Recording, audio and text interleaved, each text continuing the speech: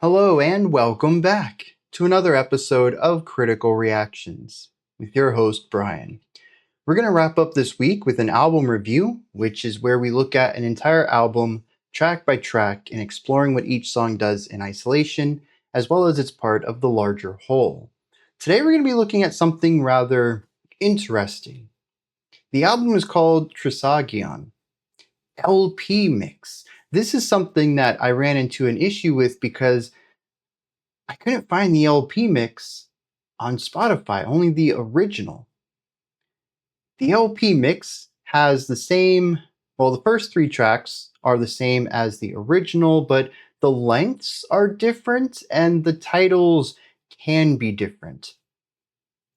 But it also includes a fourth track that isn't on the original Trisagion called Lanterns that appeared as a single a couple of years after this album came out, but the Lanterns on this LP mix has a different length. I don't even know how much of it is going to be the same as the original, and unless someone wants to give me context on that, I'm not going to discover it on my own in this reaction. We already have 80 minutes of music almost, despite only having 4 songs to go through. I don't have time to explore the other versions of these songs. So let's dive into this, I suppose. I don't really know what's in store for us here. I will be using the LP mix from Bandcamp, and track 1 is called Chasmal Fires. Track 2 is called Chasmal Fires Continues, but together it's like 30 or 40 minutes of music. We're going to have to take a stop in the middle, even if the music decides to continue on. But let's just dive in for here. Stop worrying about the future and just enjoy the present. Diving into Ethereal Shroud's Trisagion.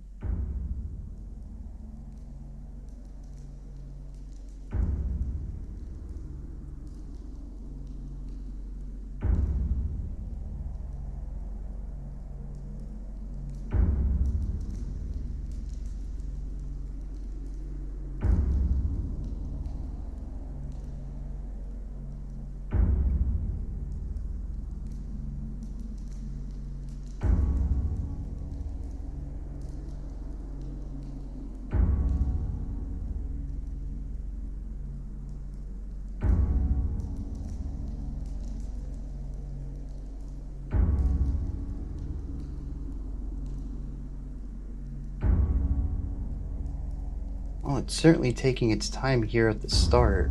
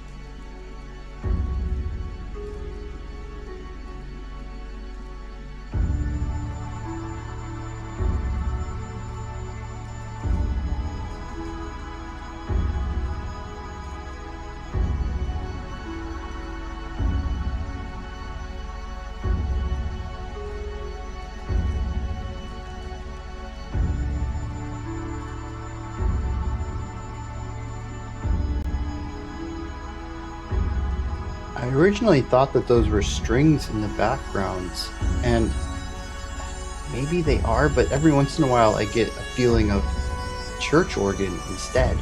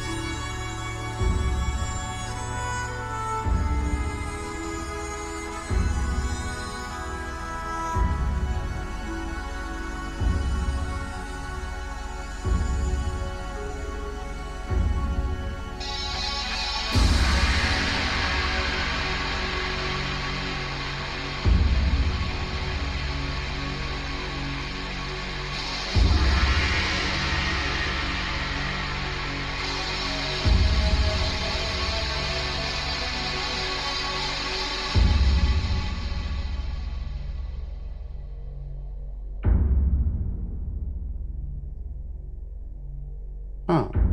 So we weren't using that to build anywhere. That's just a quick little idea.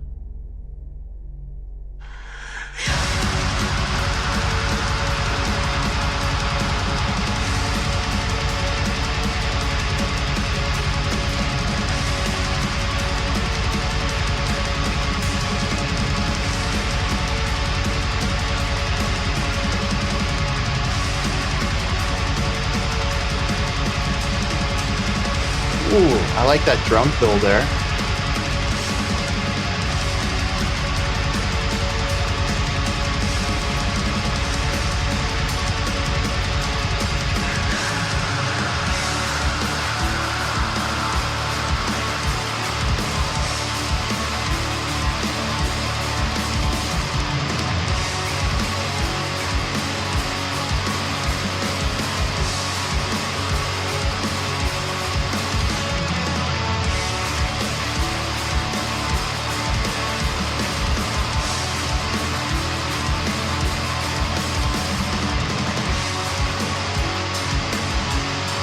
There's definitely a calm or a comforting element in all of this so far, but it's not the only emotion. I've been trying to figure out what the other side is. Reverence, maybe?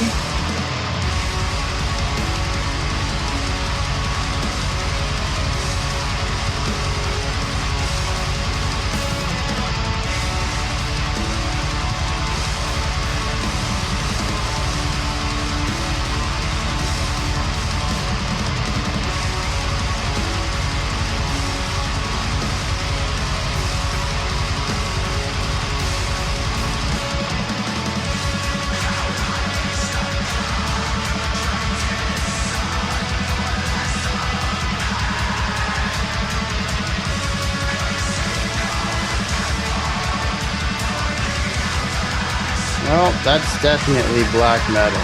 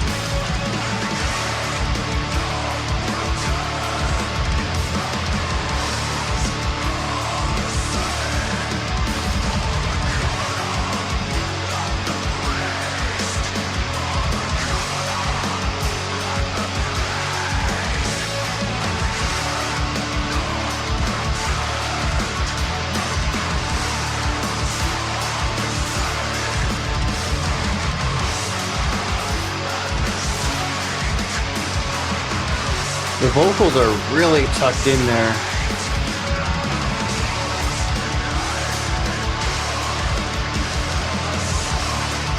And it just sounds like they're... Yeah, maybe there are different inflections in there.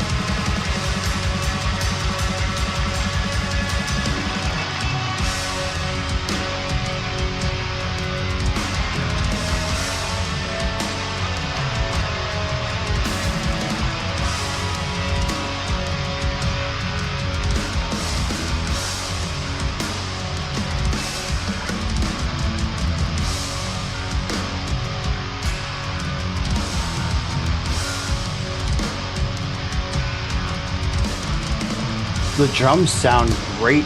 The toms pushed out to the sides. Lots of punchiness to them as well. Just good presence all around.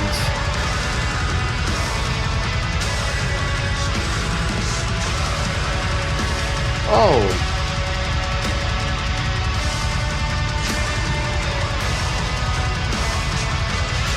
Why have I heard either that melody or the melody on top of the chord progression, the harmonic flavor?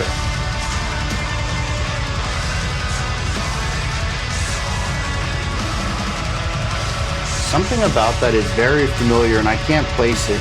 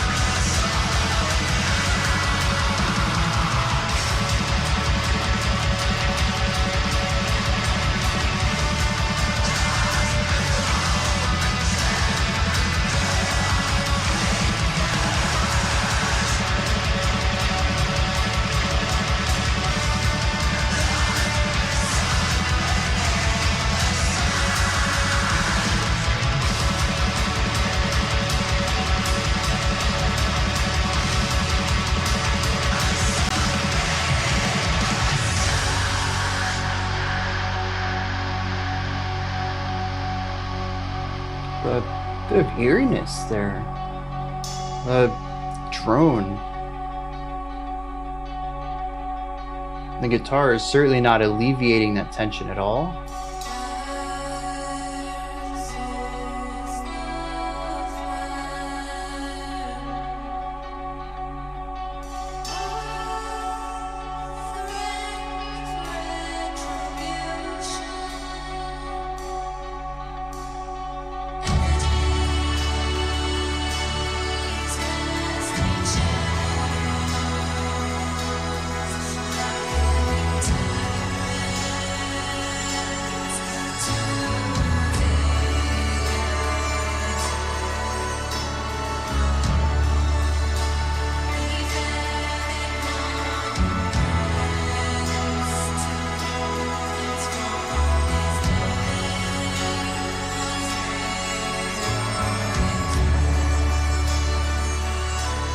I love the violin and vocal counterpoint. I wish the vocals had more presence to them. They were loud enough in the mix, I just couldn't make out words.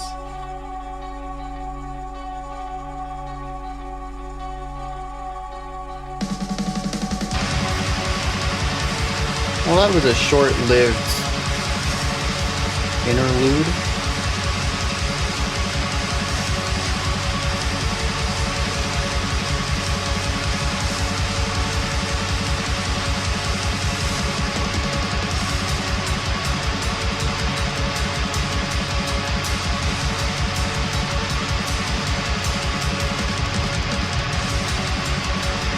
The strings on the outside are bringing a lot of positive harmony to this, but the guitars themselves are ultra tense.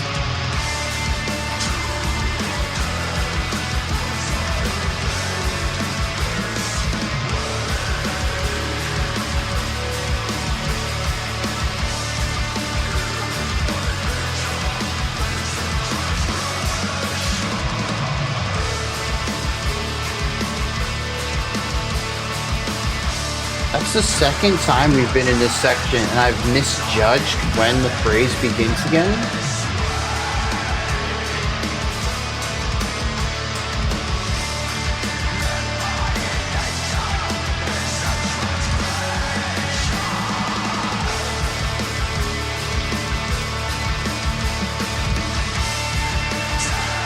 So we're doing 5-bar phrases if you follow 1, 2, 3, 1, 2, 3, 1, 2, 3, 1, 2, 3. The phrase ends up being 2 groups of 5.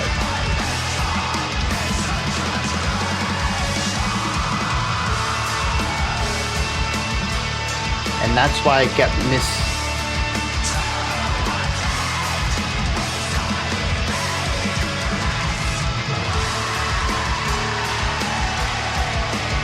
That's why I kept missing the restart. I was actually 2 bars early, 6 full beats early.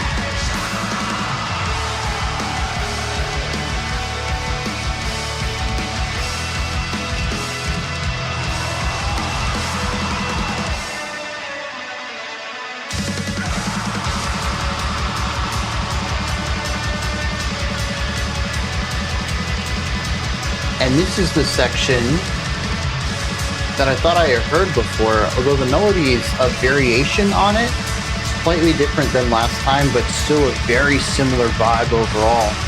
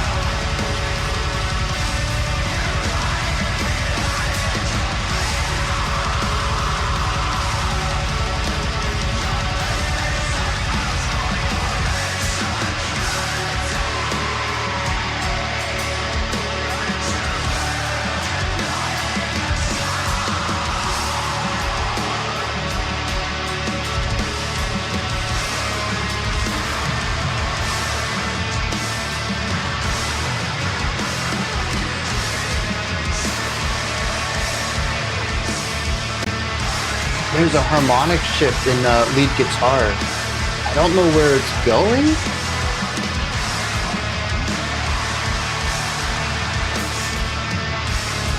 But it's different.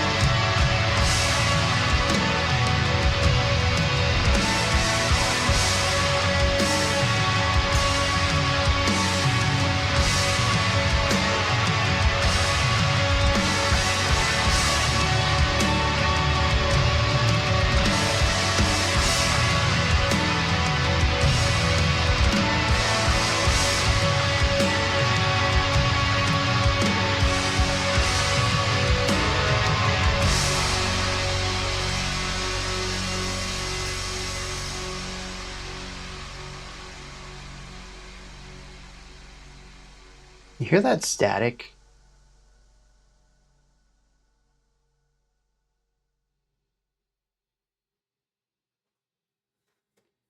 That static is everywhere in that song. And honestly, I'm not a big fan of it. It does a great job of filling space, though. It makes the song sound denser by having this element of white noise around the outskirts of the song. So you have your fuzz off of your guitars, you have the fuzz off of the synth at times, we have the strings on the outskirts, we have the fuzz on the vocals, but then you just have this drone of fuzz alongside all of that, and it just fills in the little spaces where the other instruments haven't yet. It's just a way of ensuring that every single part of this sound sphere has sound in it. If there's any sort of little nook or cranny where the other instruments aren't filling in for whatever reason, the white noise fills it in and makes it feel that much bigger. It does work. This isn't the only song to ever do it, although I think this is one of the first times I'm bringing it up in this capacity. It's probably a bit more common than people realize, especially in fuzzier, noisier styles of music. But I do think it's one of the things that makes it draining for me. What's another good word for it? Sonic fatigue. It makes it so that my ears are always hearing sounds all the times in every frequency in all spaces of the music, and they never really get a chance to relax at all. Even in the softer, quieter sections, they feel full because of this hissing underneath the song. It definitely creates an element of fatigue to all of it, at least for me. But it does do what I think is the intended element, which is to make all of this feel huge, larger than life, so big. For me, though, I think it's having a bit of a negative effect where honestly, at 20 minutes, I'm like, I'm kind of good. I don't know if I need to listen to the rest of this album to get a gist for what it's about. And I don't know if I'd want to do it right now. But that's what we're here for. We have, I don't know, a lot of music ahead of us. I guess another 60 minutes or so, and I'm kind of getting the idea that this is what we're in store for. Very loud wall of sound, elegant at times, metal. And bringing up the metal component, I was a little surprised at the beginning of this song. There is a nuanced take to the opening of the track. It takes its time. We have these really big drums, this light single note melody, just one instrument, monophonic, no chords. And I think the rhythm was rather static too, just mostly focusing on quarter notes. There are gaps where there's nothing being played, but everything else is still quarter notes, a rigidity of rhythm in order to focus on the melodic movements. And we get that for 4 minutes. We do have some strings or possibly an organ come in underneath that. I had mentioned that there was something churchy about the sound, definitely brings in an angelic component. And right here at the beginning, some crackling white noise. This is that same sort of buzziness we had at the end of the track. It is here at the beginning. It's persistent from even this quiet moment here. Like I said, we had 4 minutes of this, and I was kind of curious how this was going to be expanded, but given the nuanced take here, I figured we were going to do something similar to it. It was both a moment of surprise and a little bit of disappointment when around minute 4 the metal came in. I don't know what I would classify the metal here specifically. The riff was a bit moving. It had momentum to it. It wasn't rigid in its rhythmic component, I don't believe. Maybe like a Black in Death kind of riff, maybe. The drums, lots of energy, lots of momentum. I don't know if there was a bass. I really got to listen to that this time through the next track, because the couple of times I tried to find one in the first track, I didn't hear it. The guitars, the synth, and the strings, they're huge. They take up so much space. I never heard a bass. If it's there, it's probably tucked under the guitar doing what the guitars are doing, which isn't that uncommon for black metal anyways. Might just be what's happening there. Now, I was okay with this. It definitely, a part of me felt very hashtag ruined by metal. I really got to make that shirt. There's too much music out there where I'm like, dude, this is gorgeous. And then they put metal next to it. And that's kind of what happened here, though. I don't want to diminish what this song is doing on the metallic side either. It takes some time to get there. It didn't quite hit here. We get about 2 minutes of this, though, and we go full on into black metal. Around the 6 minute mark, the vocals come in. They're growled, compressed, quiet, pushed into the mix, difficult to make out. I think even if it was vocals only, if I could isolate the vocals, if I got the stems for the vocals, I still wouldn't be able to understand them. The enunciation isn't strong, and all of the production layers put on top of it just obscure any sort of linguistic components to the sound of it. It is just another layer of fuzz and white noise that exists within this song, and it's tucked into the mix. So, with all the other instruments present, it's really difficult to make out what it's doing. And honestly, I think I'll be rather surprised if there are a lot of lyrics on this track, because while I did hear the vocals sometimes, they just didn't really pop up too often. Or if they did, they were tucked into the mix so far that I didn't notice them. And there's a lot of points in this track towards the end when I wondered, why not just make an instrumental track? With the way this is going, the vocals don't add much sonically, and they don't add anything lyrically because you can't hear them. So why include them at all?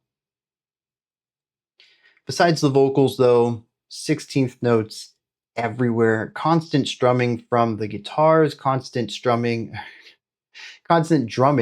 from the drums. We had double bass kick, we had alternating bass and kick, anything to just keep this 16th note idea alive. And we saw quite a few sections of this throughout the track where we would, as a way of escalating the intensity of the music, push into an extremely stereotypical black metal direction.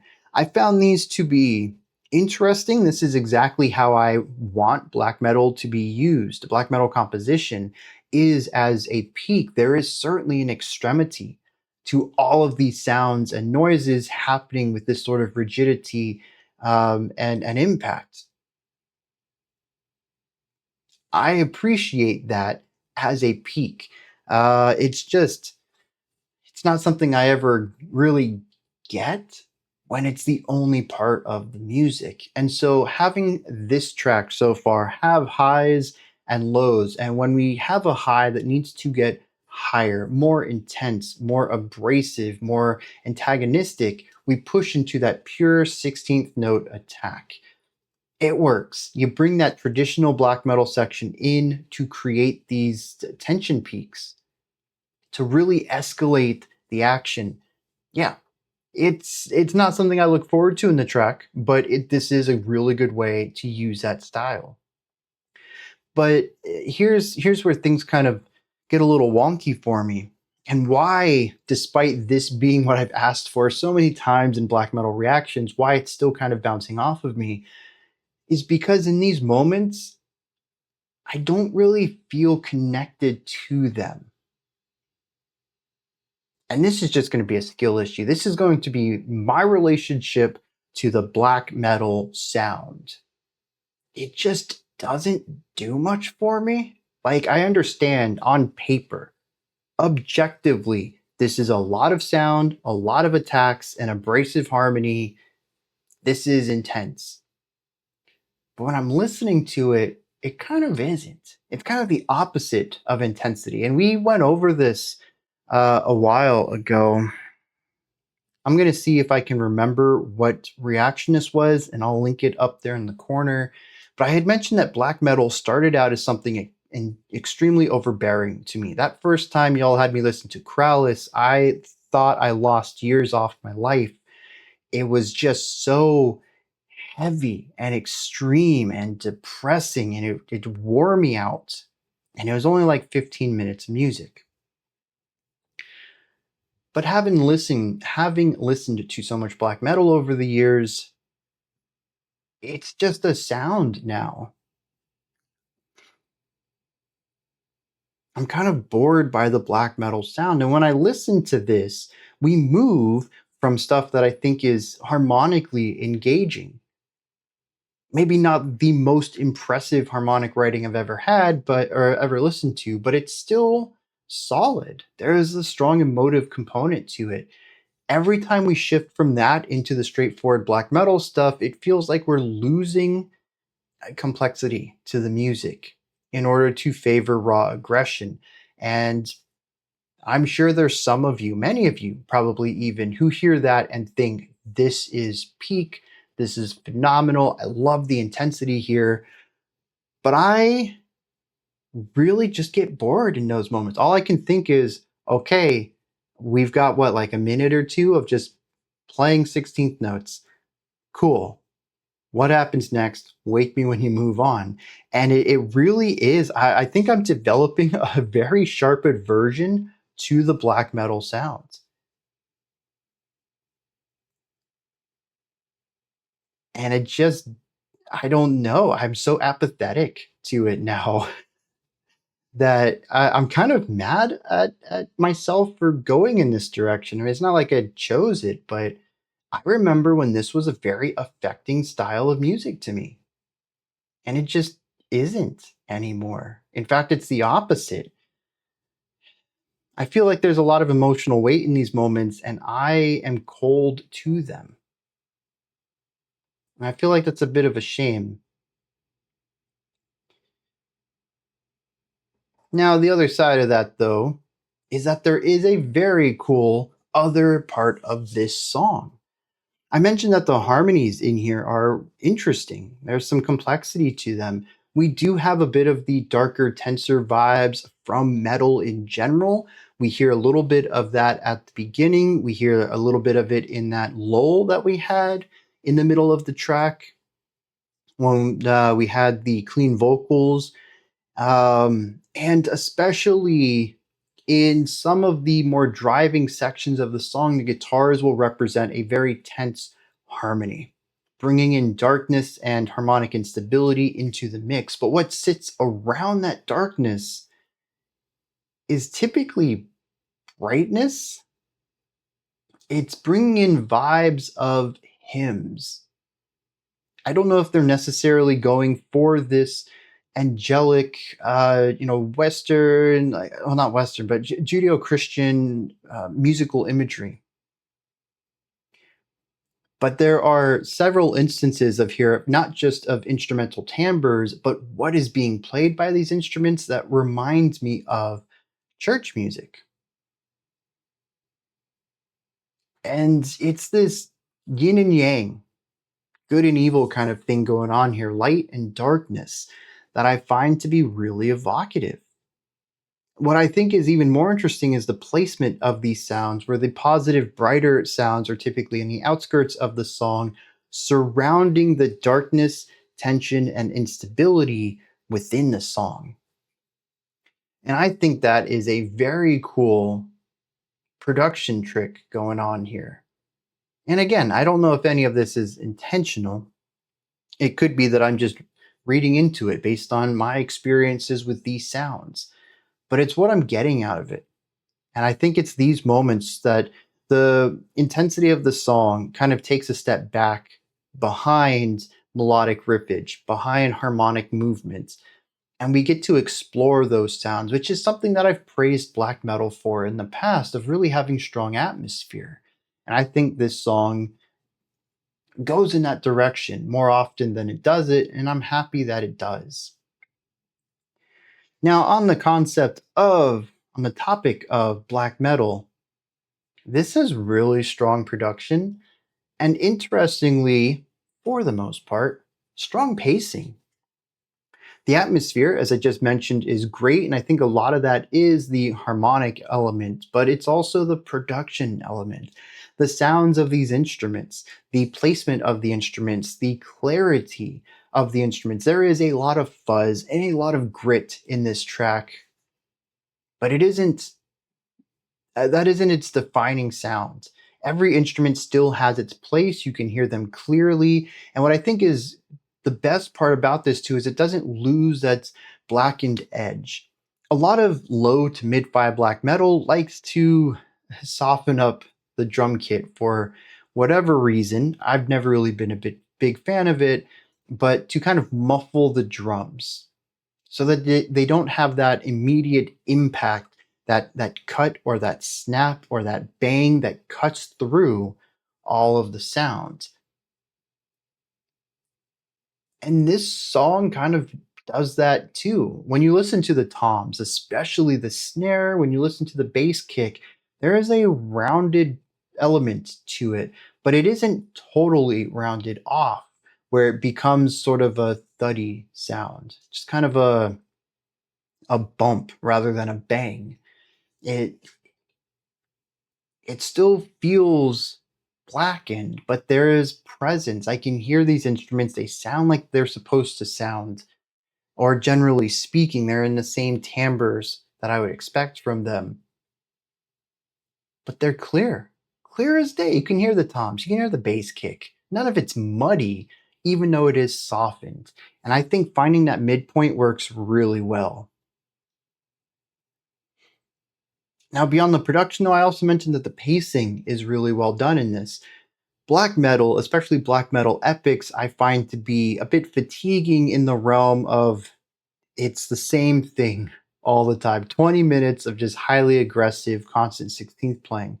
And there's certainly a lot of examples outside of that, even particularly what we have explored on this channel. I think this is going to be one of the songs, or well, I'm going to say song because we haven't listened to the rest of the album yet, that I will point to in the future when I want to talk about a longer black metal track that does a pretty good job of pacing the song well.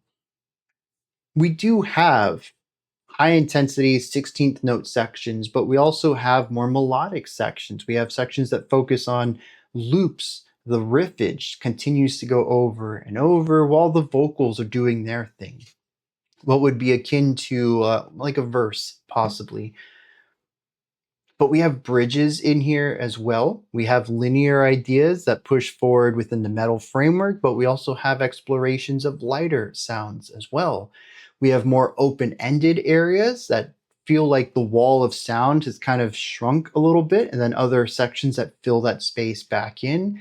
And generally speaking, even within specific moments, I don't feel like we do anything for too long. There is always some sort of adaptability or variability to the section. Maybe it's an extra line, an extra instrument coming in, a variation on a riff just to change things up. We have time signature section or times. I don't think we have time signature changes. I think most of the song is in 3/4, but we do have phrasing shifting in here as well, which helps change up the rhythmic cadence of the song. It is always in flux, even at the moments when it is focusing, hyper focusing on a singularity of kind of, being within this moment. We're not stuck within a very specific sound for a long amount of time. And I feel like there was no point in here where I was bored of what was happening and wanting to come next, except for the black metal section, which I already said. They kind of, I guess not. Okay, collecting my thoughts here. I guess the black metal sections, I had talked about how it was harmonically simpler, which just made me want to get back to the more interesting chordal progressions, but it's also sections that remove any sort of fun variation to it. A lot of this song, as I was just saying, feels like it's always progressing forward. It might sit still for a second to smell the roses, but it still has a destination in plan, and it's going to get there. We may smell the flower, but we'll put it right back down and continue on our way. It's not going to distract us for, a quarter of the track. Except for these black metal moments. they really feel like momentum is lost and you're just stuck in this moment. Now, granted, you're going fast. This is intense, but you're not really going anywhere. It's more like spinning your tires. You can feel that there's a lot of energy being, put into this moment, but it's kind of stuck in place, stuck in time, stuck in the story. These moments certainly, they were the only ones where I was just waiting for something else to happen. And for black metal to feel generally well paced throughout, that's pretty good in my books. Another thing that helps this song, though, in that realm is not only do we have this forward momentum throughout most of it, it is linear, but it also has callbacks. We have riffs that appear later, we have entire sections that get repeated. In fact, I would even go as far to say there is probably a verse chorus concept with a pre chorus even in this song. We hear a very specific series of sections at the beginning of the track that comes back later on. And by beginning, I'm talking like minute 7 or so. There's a lot of intro to this song. And coming back later is like minute 14 or so. So there's still a lot of linear movement between that, but we do have this callback. We're going to do something here that we did earlier. And so we have single line callbacks, just crafting a melody off of something we heard, but we also bring back these other ideas. So it creates this feeling of linear movement while also introducing the familiarity of cyclicality in it too. Interconnecting a linear journey. That's good writing. I love music that remembers what came before it. That all works really well for me. We do lose a little bit of this at the end, though. I think the final 3 minutes, barring the fade out. So ignore like the last 40 seconds of the song. The 3 minutes before that is super cyclical, super repetitive. I got lost in it, to be completely honest. It just kind of is, and it just kind of keeps going, and I'm not really sure what's happening in it. And it was certainly a heightened feeling of being lost. There's just, maybe there is slight modification to ideas. It all just felt vaguely familiar to me. Everything just seeming like what we just did, but something's a little off. Maybe there's a pacing thing, a rhythmic thing going on. It was just tough for me to figure out what was happening, but it was certainly a lot of the same happening. So that was a neat little lost in the hedge maze moment of the track. And then that takes us to the outro, which is just these big drums, lots of fuzz. There's some light guitar stuff going on, and then this droning buzzsaw synth thing. Just a nice way to wrap things up, I suppose. Bring the intensity down while still, the drums, they felt epic.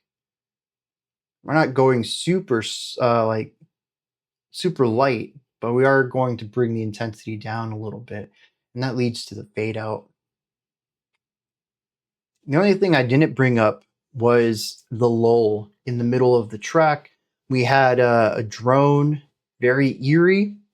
It removed the brightness and beauty of the track and went for something rather unsettling. The guitar leans into this with a very light, simple riff, and then we get the feminine vocals on top of it, which I thought was a nice juxtaposition to everything else we had listened to, but was way, way too short-lived.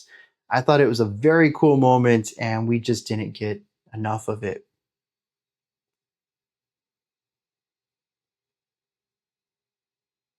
So what do I think of this song so far then?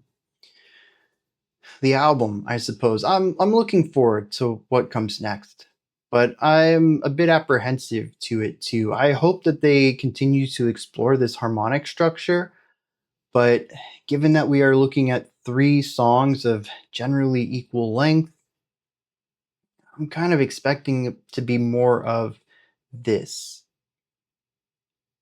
which isn't a bad thing if you really enjoyed this, but I'm kind of not something I'd listen to on my own. It's not totally bouncing off of me, but it's not my jam either. So we'll see what the next two tracks bring us, and then hopefully Lanterns changes things up a little bit. Like I had mentioned, it appears to have been written years after the original what is this called? This album? Trisagion. And being that it was written afterwards, maybe it has a little bit of a different flavor to it. I don't know. Let's hit some lyrics on this one though and see what's going on there. This is interesting. I'm kind of engaged in this. I want to have the lyrics pulled up for the next couple of tracks. It begins with a recollection of some very surface level understandings of Christianity. It says, "How wise the God who trades his son for lesser men, who seek no temple, only avarice and permanence. Judge not the hearts, but thy devotion, and keep those who remain as close to salvation as to destitution." And there's a little twist at the end. I think that's interesting because the rest of the song certainly goes in that direction, that this person has had a hard life and they're losing hope on what life is about and really questioning how all of this fits together with the concepts of religion. He says, "We can't pretend that the rules are the same for the blasphemer and the saint, for the commoner and the priest. The toils that I've endured are so far beyond meaning, and there's no greater voice, only tenets and blood-stained stones." I really like that. That supposedly through the eyes of religion and some societies, all men are created equal. All men have the same rights, the laws apply to them in equality. And he says we can't pretend that that's actually how things are. Some people are going to have harder lives, they're going to be treated worse than others. He says, and I'm one of those. He says, the toils I have endured are so far beyond meaning. There is nothing to gain from the hardships. There was certainly a time when hardships built character. That's so far in the past. This is just a hard life because life is hard now.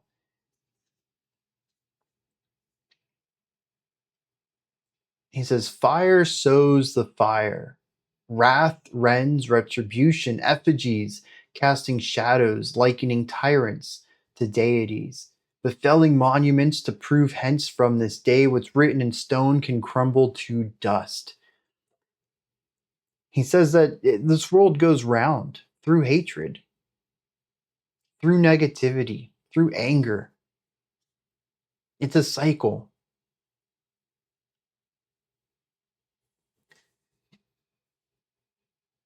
Says, to what end was I made this way if my nature is a transgression?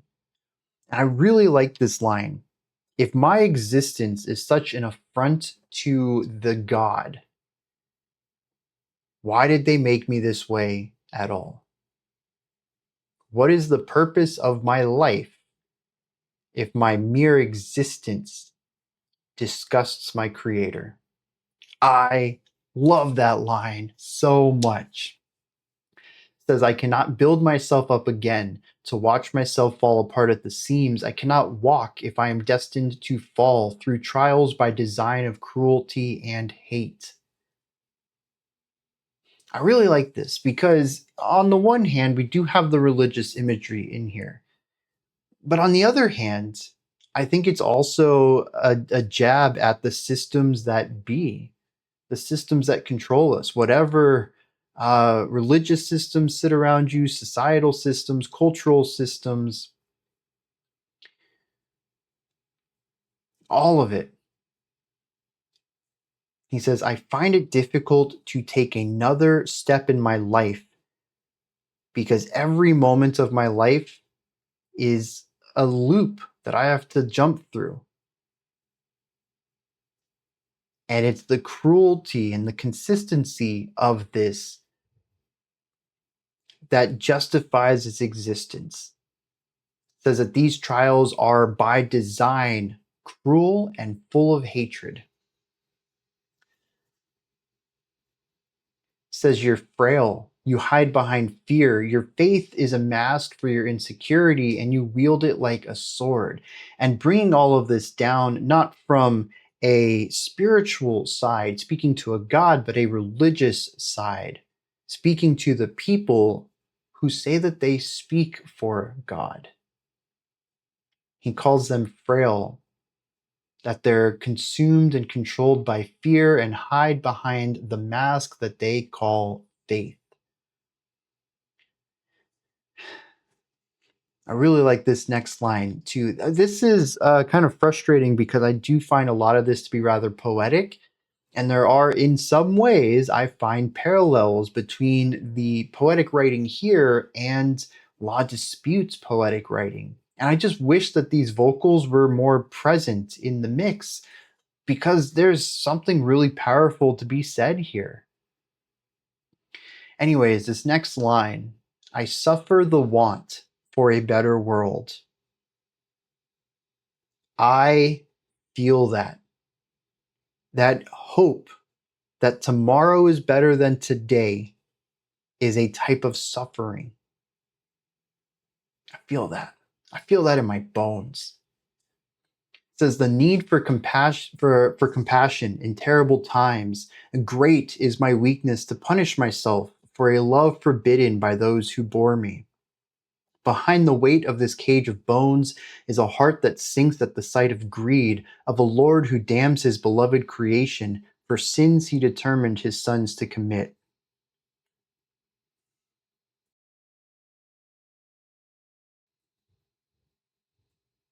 He says, all I want is love of my parents. Like every other well, I'm not going to say every other, but that is the story. And a lot of the stories that we tell ourselves, whether it is rote stories told by voice or stories that are written in books or films, kids who just want loving parents. Pretty typical. He says that is my biggest weakness, is that I punish myself because those who bore me forbid their love to me. So his parents don't love him or don't show love, probably based on everything else in here, for who he is.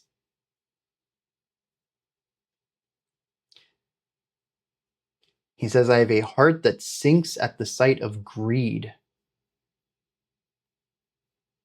And I like this too.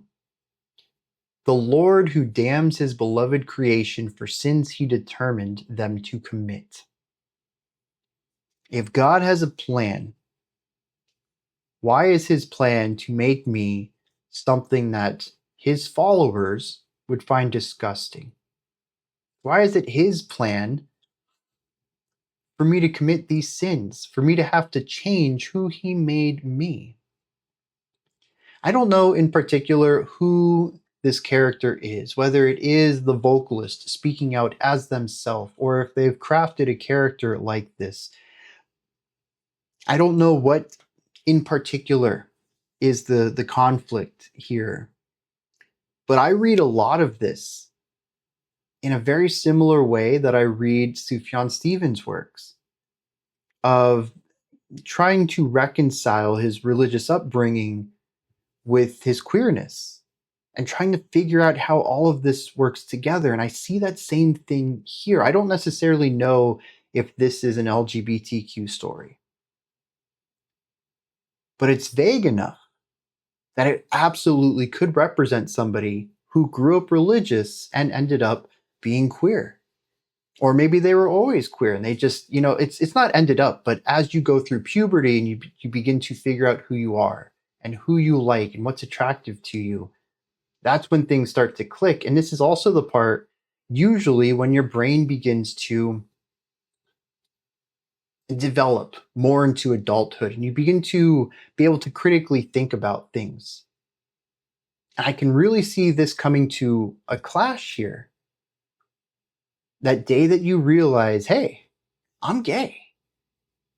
And you also have to combat it with your religion, your upbringing. Maybe you still practice your faith. But what does that mean when everyone else who practices it tells you that you're an abomination?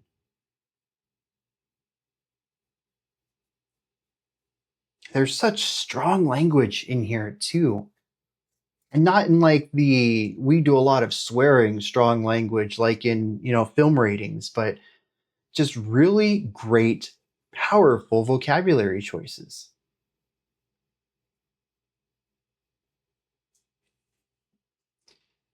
I really like this line towards the end. I'm going to skip ahead a little.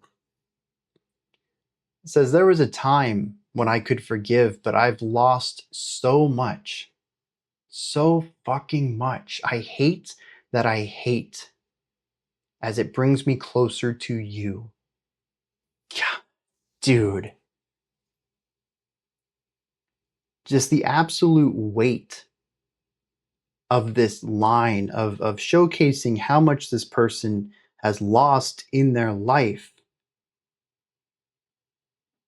And then realizing that it brings them so much pain and negative emotion, but not wanting to give into that because there is no hate like a Christian love.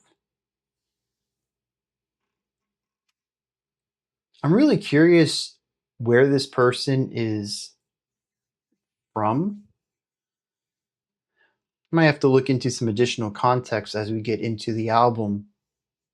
But I could absolutely see this song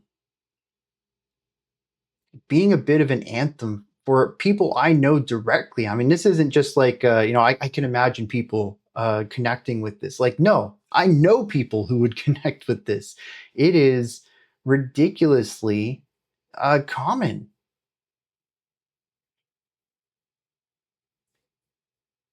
And it's just written so well. Now, I mentioned at the end of the track that I had a feeling of being lost in a hedge maze. I couldn't really tell what was up and down, what changes were variations, and what were just parts that I wasn't quite figuring out the pacing or the flow of the song, and just kind of got caught in a whirlwind here. And I think it's interesting.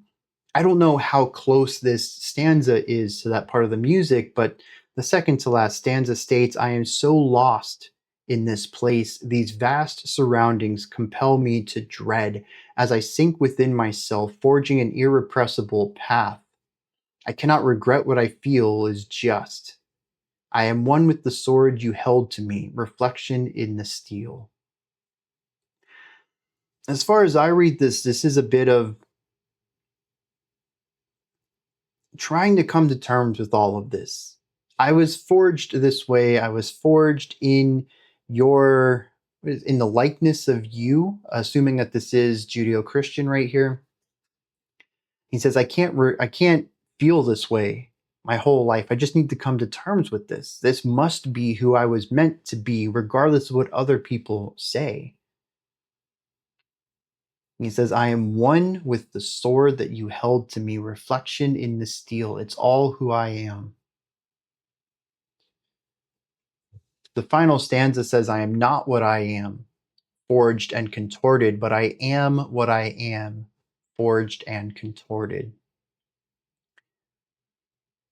I like the parallelism there, reusing that same line in a different context, but I can't say that I get it. I get the gist of it. That there has to be a different perspective to view the concept of forged and contorted, that it applies to both what you are and what you are not. Just having a tough time really ingesting that.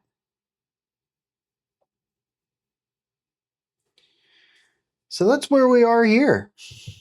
This is wild. The music was fine. Like I said, not something I would go out of my way to listen to, but fine enough. And then lyrically, I find compassion. I find empathy.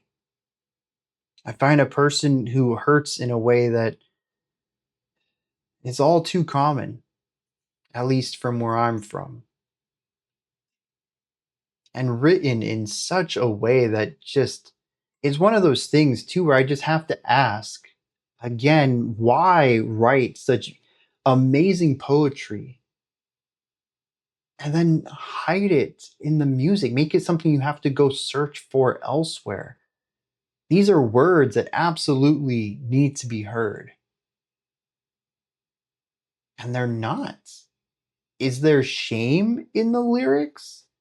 Or is this simply just doing what black metal does, falling into the conventions of the genre?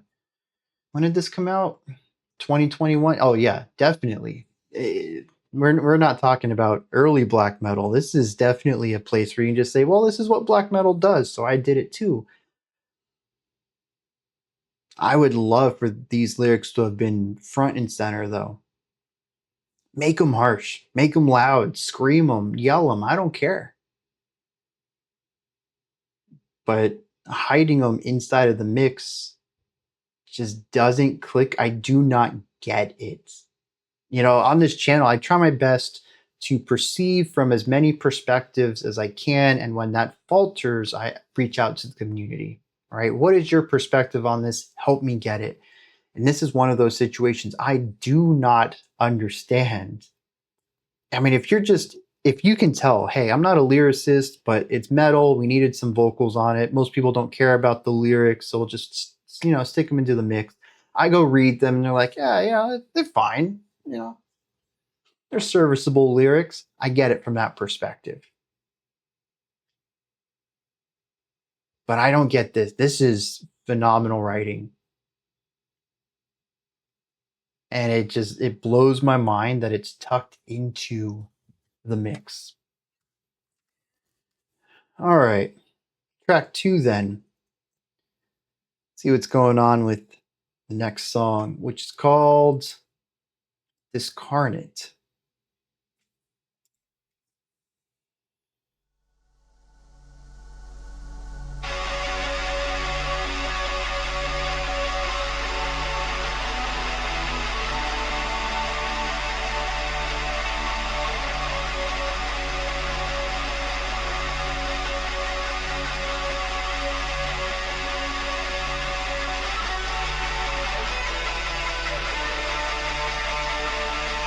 Oh, I was just thinking about the contrasting elements of the dark and the light of the dissonant versus the consonant harmony, and there's a lot of clashing elements in the lyrics. I wonder if that's what the music is supposed to be representing then.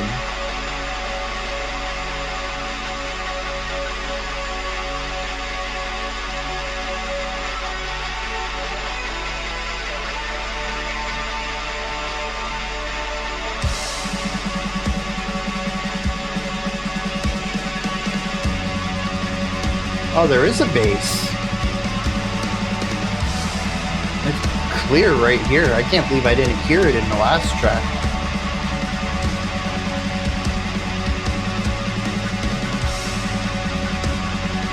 I love the intensity of the snare rolls.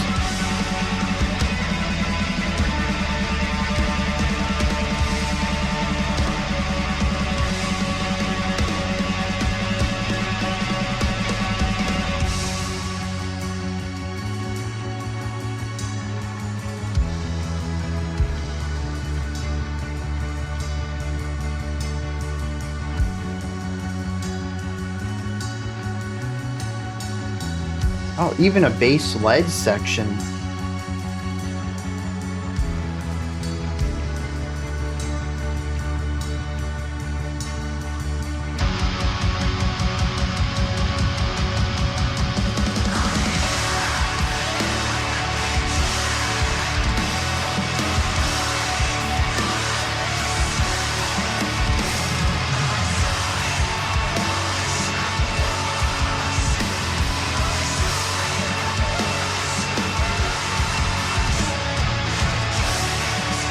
A little retardando there.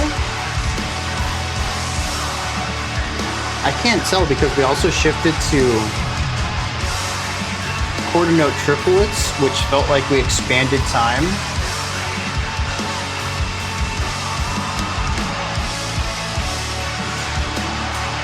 I like the levity of this too. It definitely has a blackened production, but the synths on the outside give it some lightness.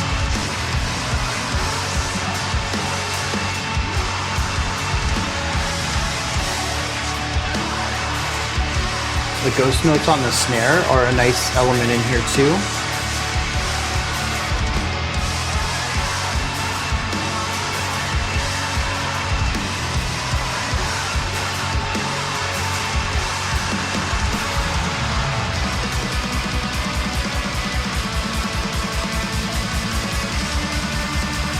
Another song that's in 3.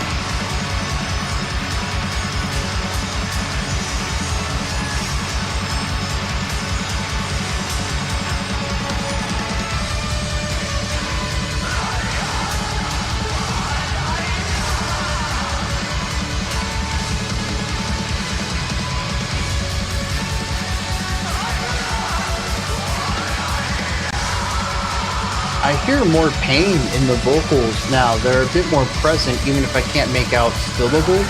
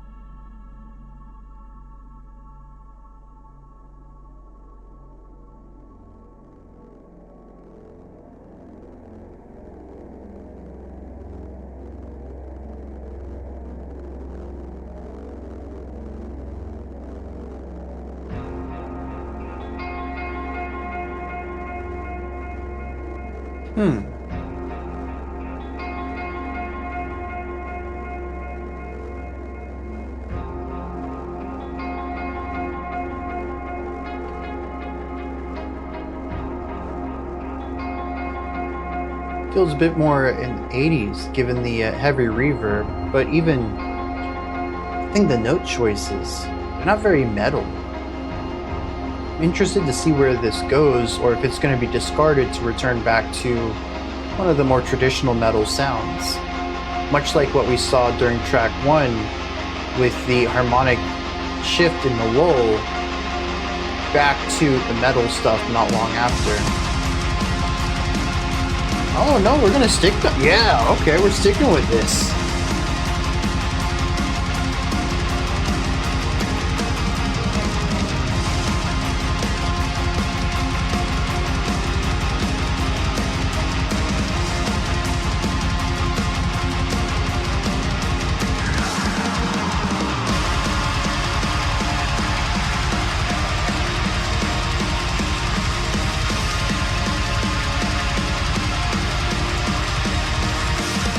A bit of a triumphant twist on this.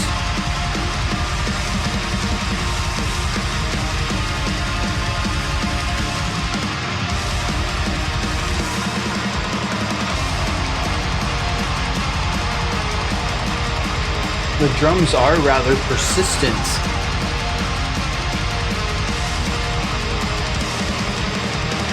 But we do get some cool fills from time to time. I'm on board with that.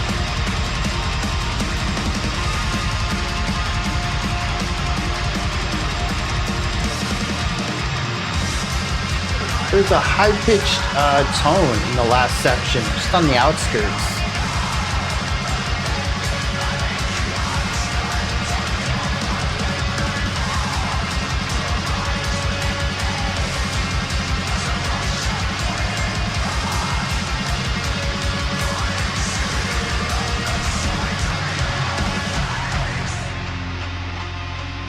Oh, that section was in 4, actually. I'm curious. Because this is called Chasmal?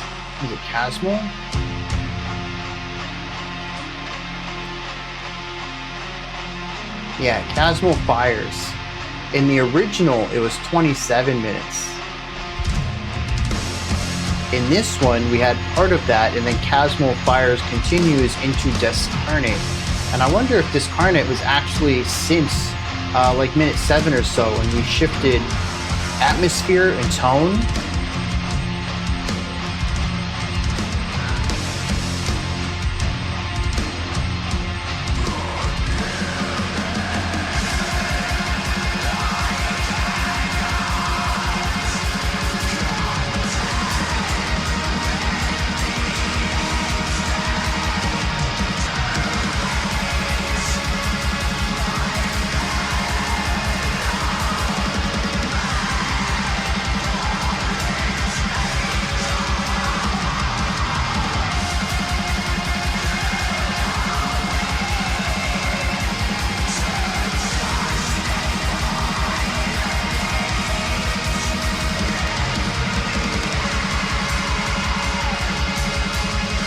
Is there a word for being saved? That's what the first 3 chords in the synths or strings reminds me of in that last section. It's just very positive and hopeful in a lot of ways.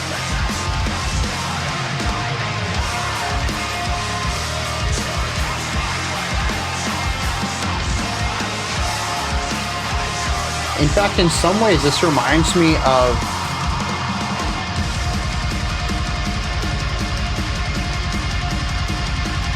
more positive post-hardcore, but not poppy.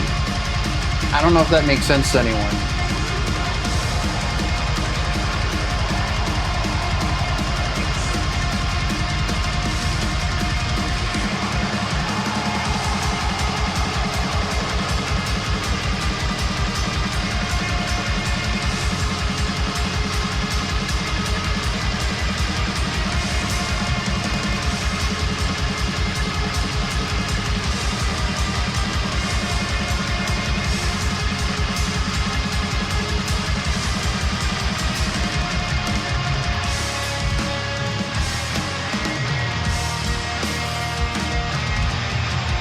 Yeah, dude, really good drum work there.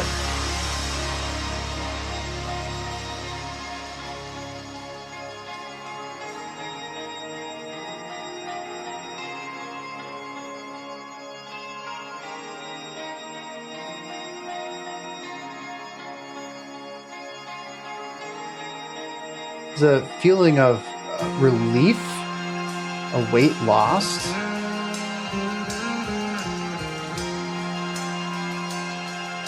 It's a very open atmosphere too.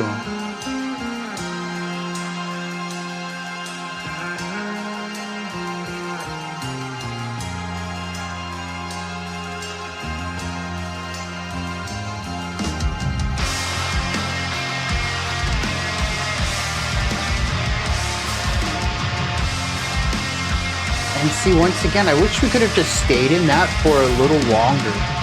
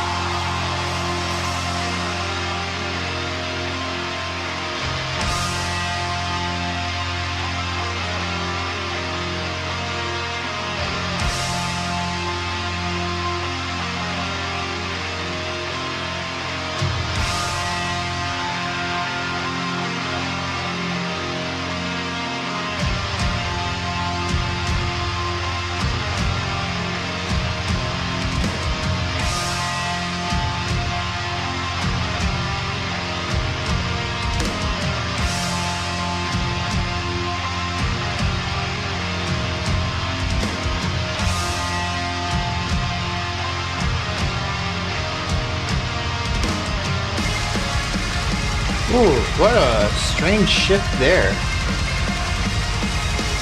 I had thought I was beginning to understand something about the compositional process, but that threw it out of whack.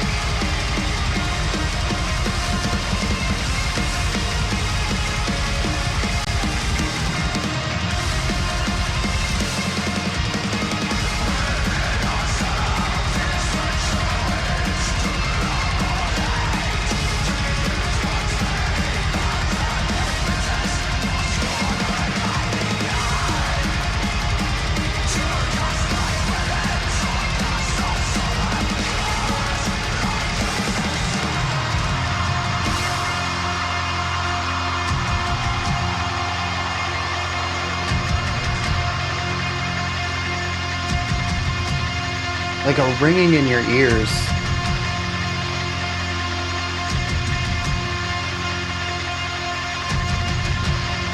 Is that the guitar, or is there also a triangle in here just going around?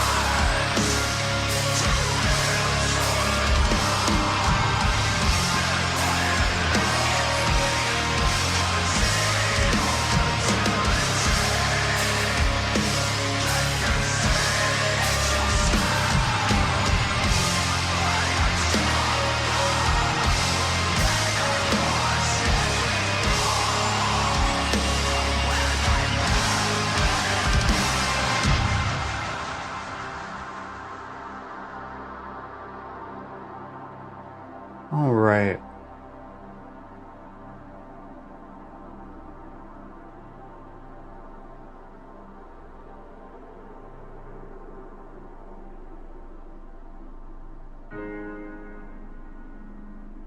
Is this actually going to wrap it up, or is this going to pull us into the next track?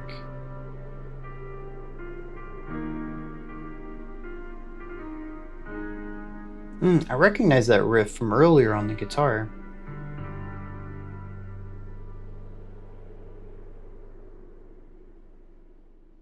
Oh, it does wrap the song up. Okay.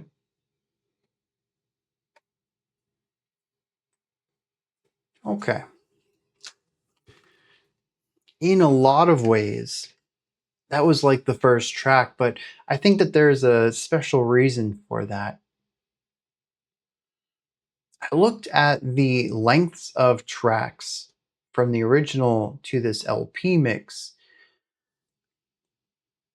and give or take 10 seconds, not really sure where this ended up being placed, but it looks like Chasmal Fires and Discarnate are the same length combined, regardless on which version of this album you listen to. And so I think in this case, with the LP mix, this second track is called Chasmal Fires Continued Dash Discarnate. And I do think that the first 7 minutes, which on the original were in that first track, the original version of this album has a 27.5-minute Chasmal Fires rather than a 20-minute. That's still Chasmal Fires there. And at the 7-minute mark, when the song dips down and goes in a very different direction, that's when we actually enter Discarnate, which on the original album was only 13 minutes long. This is really interesting because it means that after separating these out very clearly on the original, this band decided that they needed to be a little more vague about where the songs begin and end for this version of it. Although I do think that ultimately you're just supposed to listen to all of this straight through. We do have these moments of silence between tracks. Interestingly, in the middle of Chasmal Fire, at minute 20 or so, there's a fade out into nothing. I mean, that was the end of our first track. We built up out of there, but then we faded out again, had a moment of silence, and then built up into Discarnate. So it's kind of interesting. It almost feels like 3 tracks to me rather than just 2. And they continue to find different ways of where to cut them, even though, honestly, I think that the middle part needs to be its own track. It feels a little bit of both worlds, but it's also quite unique too. Although I think if I had to make a choice, I'd prefer having the 27-minute Chasmal Fires because it does feel more connected to that. Like I said, at the 7-minute mark, we go into a very different direction. The last 13 minutes of this song are very different from Chasmal Fires, and it doesn't really feel like it fits too well. But we do build the song up at the beginning of this track. We start out with some dissonant dyads, a bass-led section, and a lot of snare rolls. I really like this. There's a largeness to this, but there's also a building of tension. You can feel that it's going to erupt eventually, but it isn't erupting right now. You're kind of stuck in that feeling of the walls closing in and just that tightness in the chest. And eventually does explode over, but not before we get some synths and a lot of cymbal work alongside the snare to continue to build this lighter sound out. I really liked this moment. Just like I liked the beginning of minute 7, when we kind of had some reverbery parts on the guitars and just some beautiful melodic ideas. And I'm sure there was it a minute 13 or something like that? We had another lull. I like these lulls. I wish we had more of them. I wish we stuck in them more than we do, but I'll actually get to that in a second. Now we have this nice light opening, and we kind of push into a variety of different types of metal sounds. Some more abrasive, some less so. There is some nice bass still in here. I couldn't hear the bass at all moments of this. I do feel like they are tucked into the mix a bit more like black metal tends to have, but there are plenty of places in this track in particular that they stood out, which I think this is more of a compositional thing than a production thing. Could the bass be produced to be more audible? Sure. But I think a majority of what happened in track 1, unless I was just misheard it entirely, is that the bass played what the guitar played, and it kind of scoops their sounds up together because the guitar is just so prominent in the mix. Whereas here, I think the moments when I heard the bass is when it deviated and did its own thing, but when it locked back into the shadow of the guitar, it played what the guitar played, but just, the bass tones and whatever the guitar is doing, that's when it begins to get sucked up into just the general low end of the song. It isn't as prominently heard because its part isn't unique. But we also heard some really cool drum parts here too. There's a lot of rhythmic diversity going on in the opening 4 minutes of this track. I'd love to hear more of this, and I think we got a good deal of it on this track, but mostly where I hear it is in the lulls or in the drum fills. I would just really like it to be the pattern in more parts of this album. But I know that I am definitely getting away from a bit of a black metal purist perspective on that. So, as usual, that's just my perspective, my opinion on it. Doesn't necessarily mean that it will objectively make the music better. At minute 7, though, bit of a change here. We have a synth drone, some buzzing, more white noise, crackling, and reverbed guitars. We also introduce a brand new harmonic function here, one that feels a bit brighter and more optimistic about things. Something about it immediately made me think of the 80s. I think it is building melodies based off of the echoes of a guitar's own reverb and building harmonies on top of the melodies through this use of reverb. It sounds great. I love this moment. It is a bit short lived though, and just a minute or so later, we're back to the metal.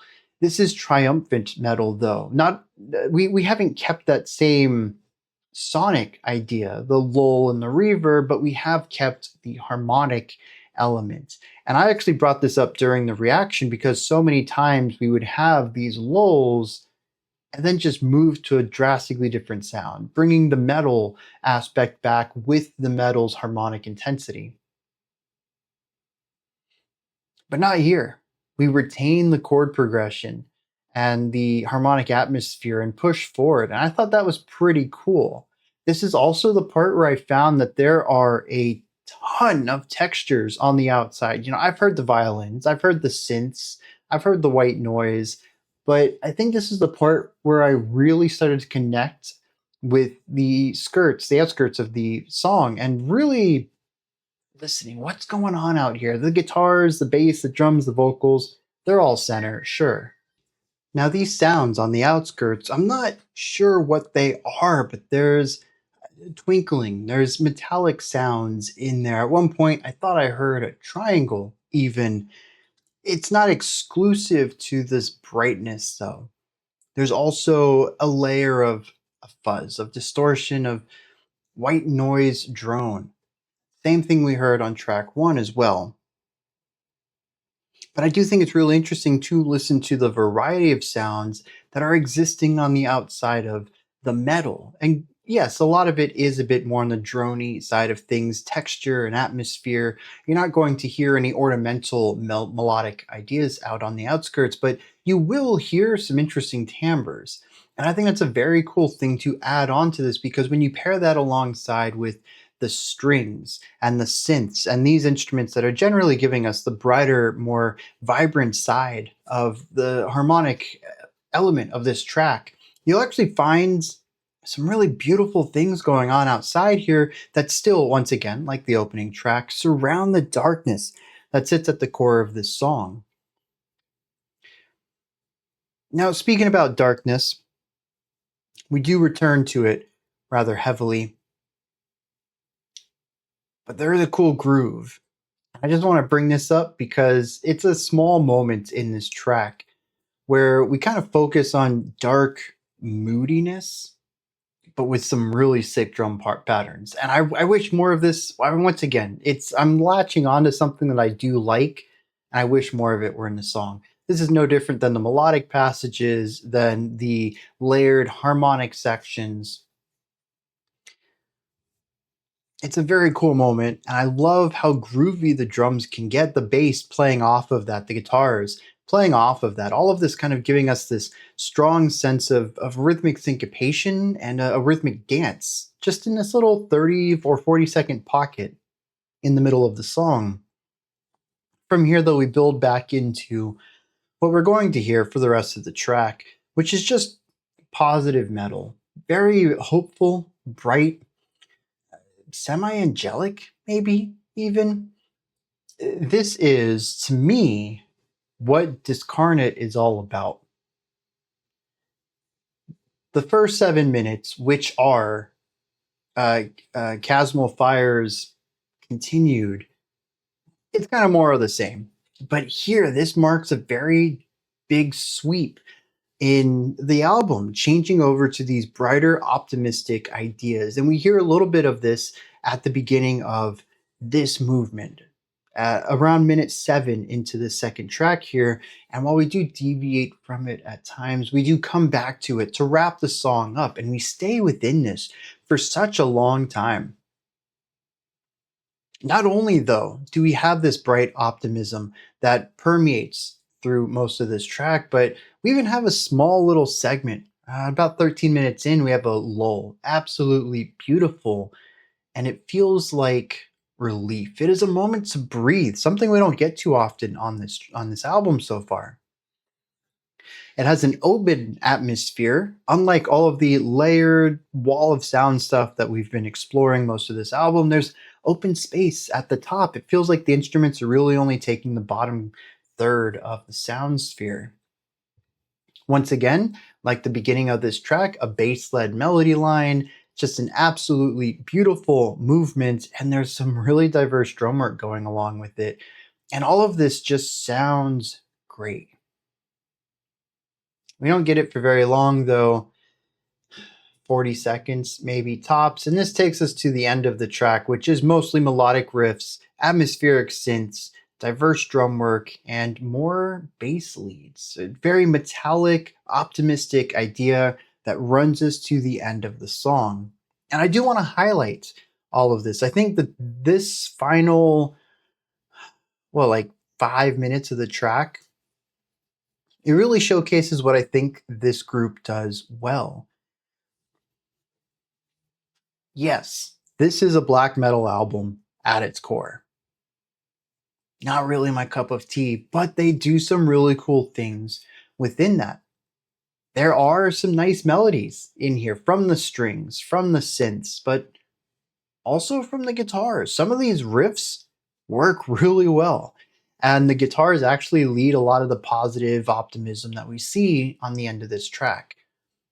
The bass, though, particularly in this song, though, I'm sure maybe I just missed it on track one. The bass sounds great. I could do with a little bit more oomph to it, but honestly, it sounds fine. And it has lead lines in several of these lower energy sections. We didn't get too much of it on track one, but I like how it's more consistently used here on track two. And that's another thing that black metal just doesn't typically do very well. We do have diverse drum patterns across this album, which I'm a big fan of. We do have the 16th note hammer home, this very static rhythmic idea, but there's just as many sections in here with more diverse drum work, with melodic drum work, with just rhythms that might be a bit more static that aren't constant 16th notes. There's ways that the drummer works around that without ever losing any of the edge that black metal is well known for. And the atmosphere.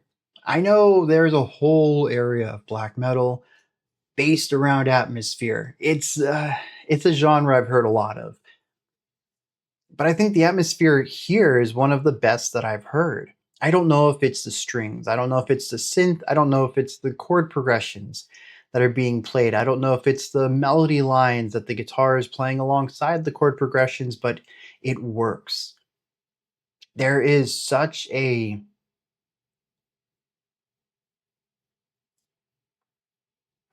nuanced take to it. I've brought up, positive optimism, but it's still not the exclusive sound here in the back half of this, back third of this song either.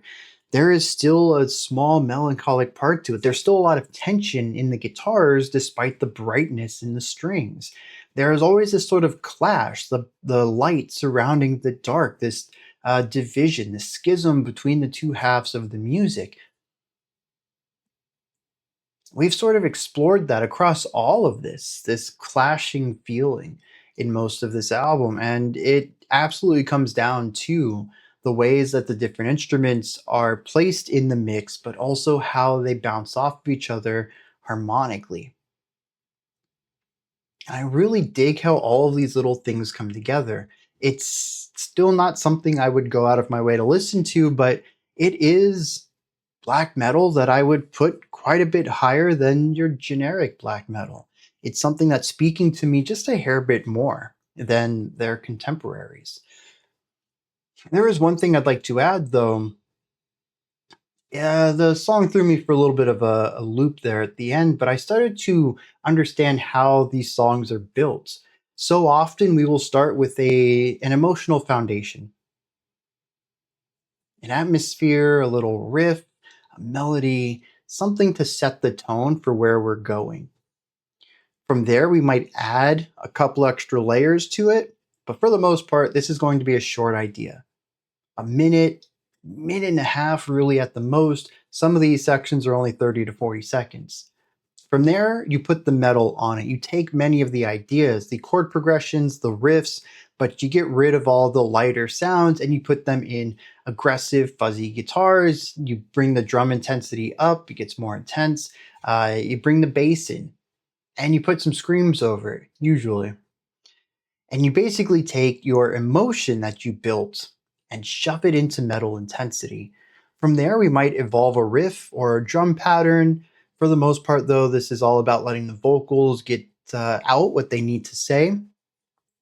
And then we will eventually hit a point where we've taken this as far as we can, the subtle variations, and we will strip it all back and start from a new emotional foundation, another lull in the song that's going to present the new emotion for the next section, the new emotional lick that's going to take us through the next few minutes of music, and we build it up all over again, shoving that into the metal and then, evolving it and creating variety through that until we finish that side up and find a new emotional foundation to explore after that. We did have a really wild shift there, though, at the end of the track. I guess it was about 17 minutes in when I felt like we were building into something. We had done the emotional foundation.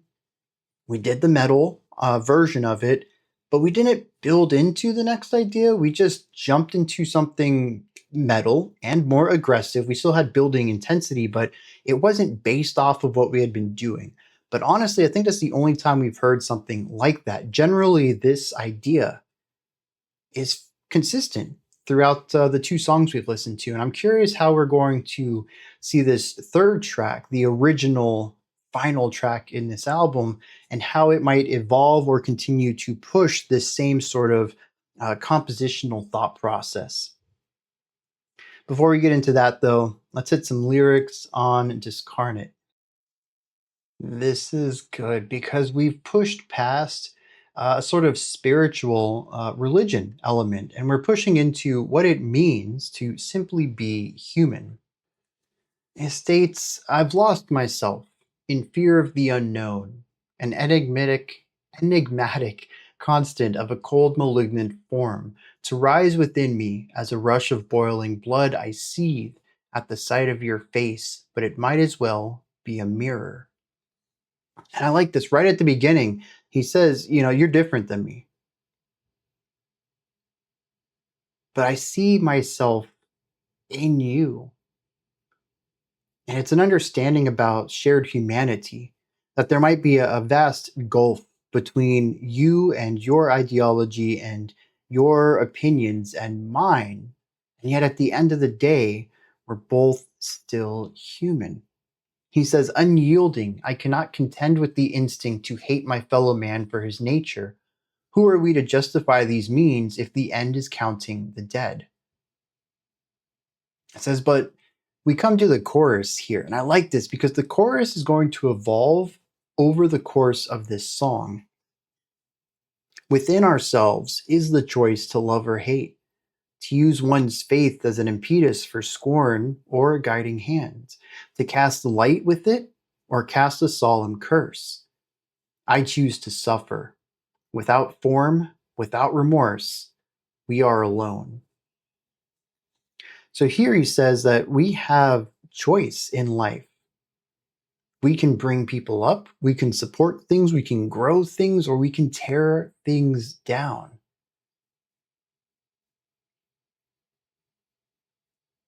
He says, but we're all alone. We're all alone, so we're just going to suffer through this. No one can help each other. He says humanity's weakness is a curse, though, to carry with grace, and it will not be my ruin. I am not my fears. We come back to the chorus. Once again, we have choice to do good or to do bad. Instead of saying, I choose to suffer this time, though, he says, I choose to rise because we are one and you are nothing. And I love the duality of this. Originally, he said, we are alone as a royal we, that all of us are acting by ourselves. But now he says, we are one. It could be an us versus them. We are one. You are nothing. We are uniform. We are, strength in numbers. You're by yourself. You're alone. You're worthless. But I think it also looks at just the sheer concept of pluralism versus singularism. That being with others, you can become something greater, sharing your life, your experiences, your horizons with other people makes everyone's life richer. To be alone, though, a singular you, not any one specific you, but just a concept of being alone, is nothing. He says you can absolve yourself of pain. You're stronger than your oppressors. Their insecurity will be your triumph. Bring righteous light as the fire burns, creating smoldering ruins. Bring righteous hope. Burn down that which does not support. Burn down that which oppresses. Bring hope and light to others by taking down your oppressors. We come back to the chorus again. Humanity has the opportunity to build or destroy. This time he states, I choose to stand. Originally we chose to suffer, then to rise, to pull yourself up off the ground. Now we stand. To stay in an erect position, dominant and fearless. It says only the weak would let fear rule their hands, and only the frail would hate their fellow man. You govern mind and man. In this discarnate form, your influence has guided hands to wield swords with wrath. If I alone can see your futility, then you see it yourself. I am stronger than I was years before from when I knelt before you. This is a song about empowerment. And I think it's written fantastically because it isn't just, hey, I'm done, I'm shedding all of that, let's move forward.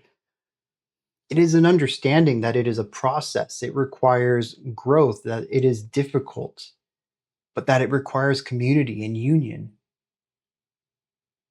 Only by supporting those around us will they support us, and together can we stand up to those who oppress us. And with the help of others, we can become someone we're proud of.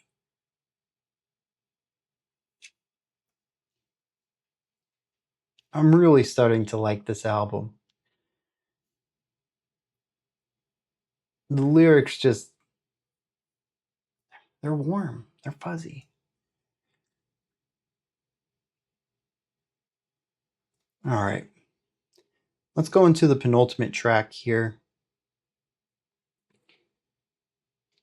Curious to see what happens with this one, as, like I've mentioned a couple of times, this wrapped up the album originally. Let's dive into Astral Mariner. See what's going on here.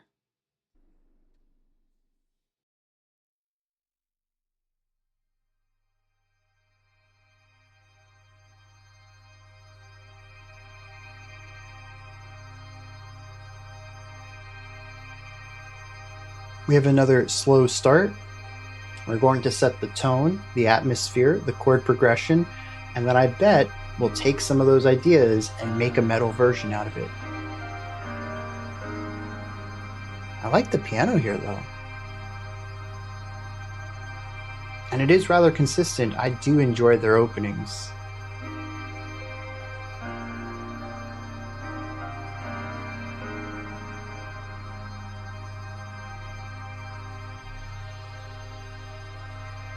This also isn't the first time. In fact, it's become more of a pattern to have a drone in the songs. Sometimes it's a buzz, sometimes it's just a synth tone, but there's typically always something that's just existing.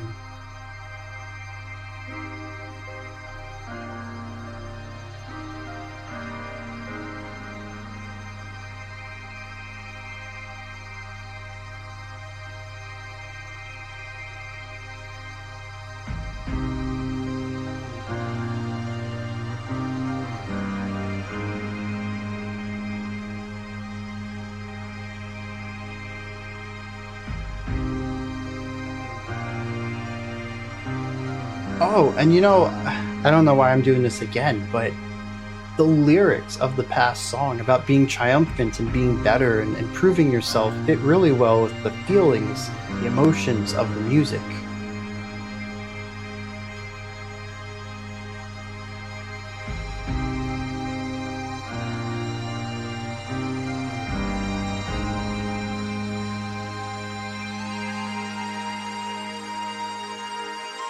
There's a freedom in this too. Freedom from expectation, maybe?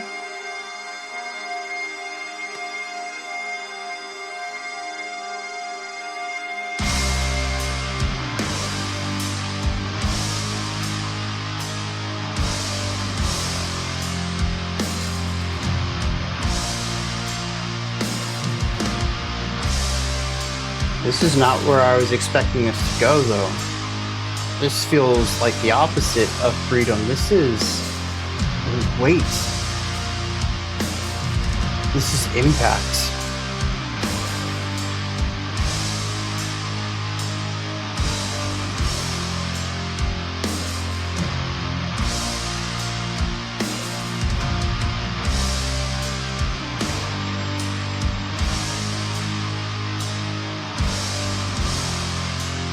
It's bordering on doom metal too, which is interesting.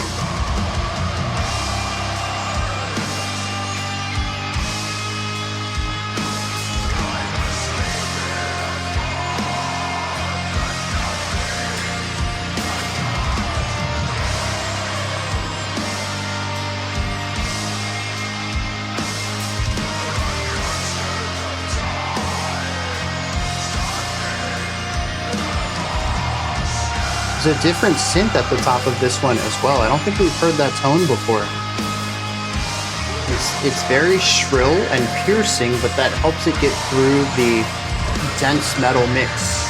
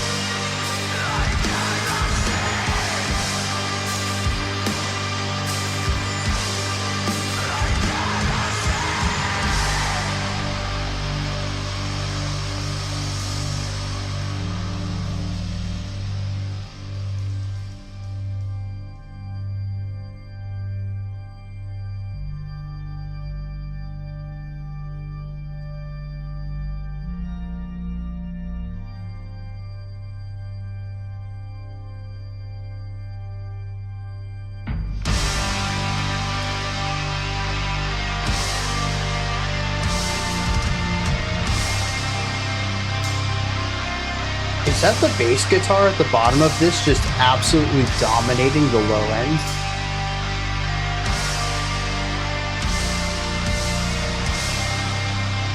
Like a rumble from below.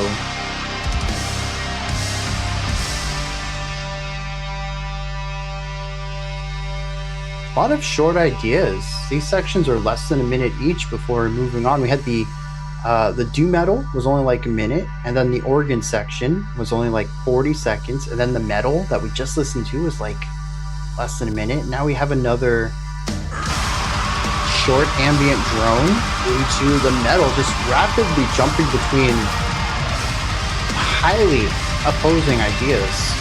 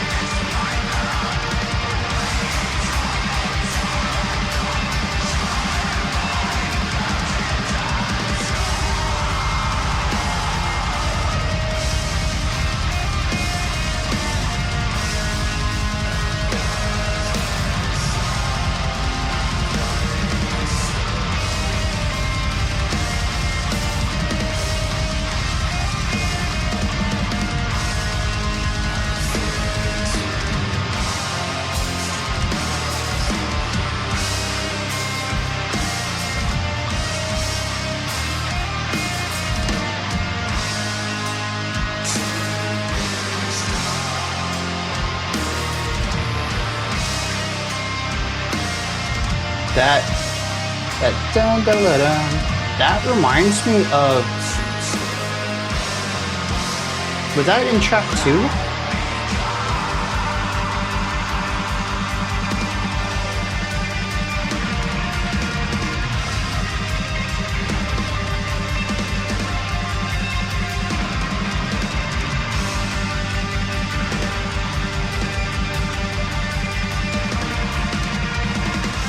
It's a very light form of black metal. No vocals, nothing above everything. It feels quiet and small. There we go, that fills the rest in.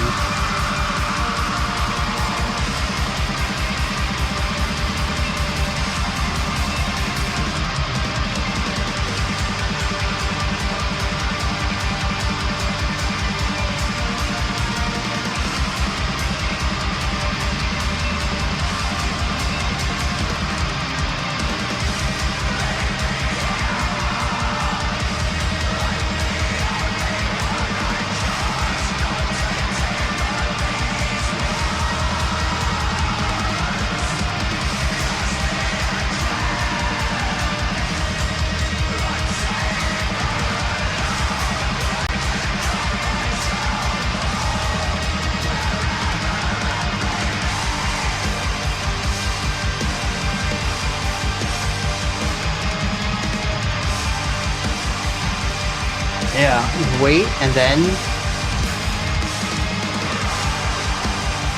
Yeah. That feeling of levity, and then crashing back down.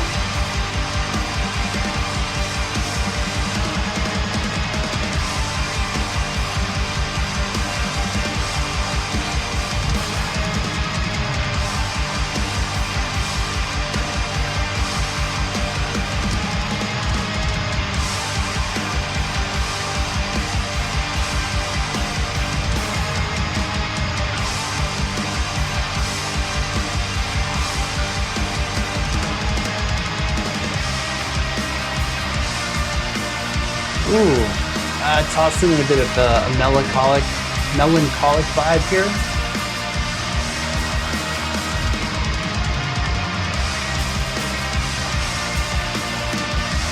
But, oh,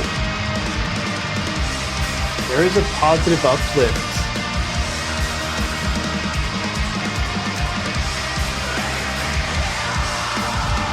Some sort of harpsichord?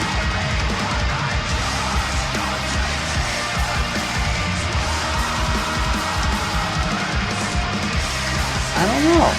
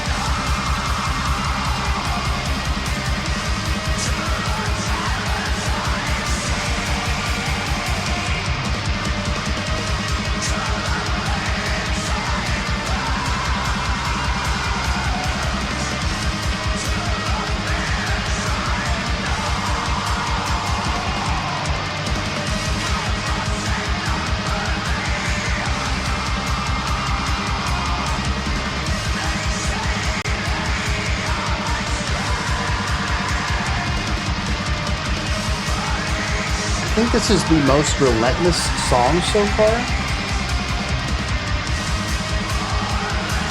We have had highs and lows in the metallic element as soon as I bring it up, but we have been in the metal sound for a long time.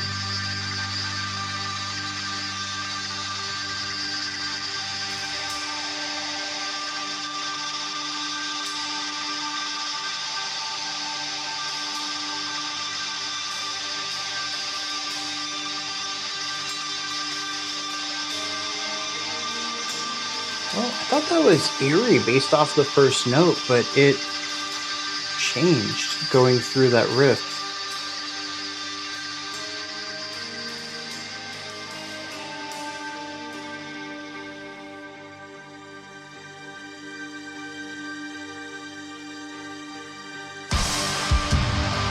Oh, well, that was a short-lived lull. Just drone.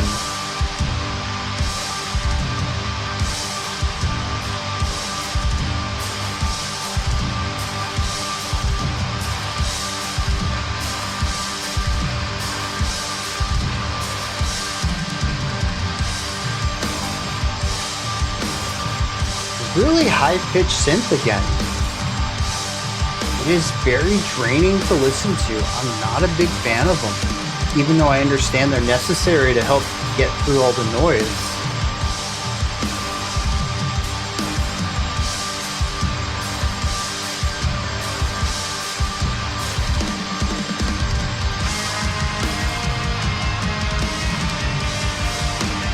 And we're back to this script.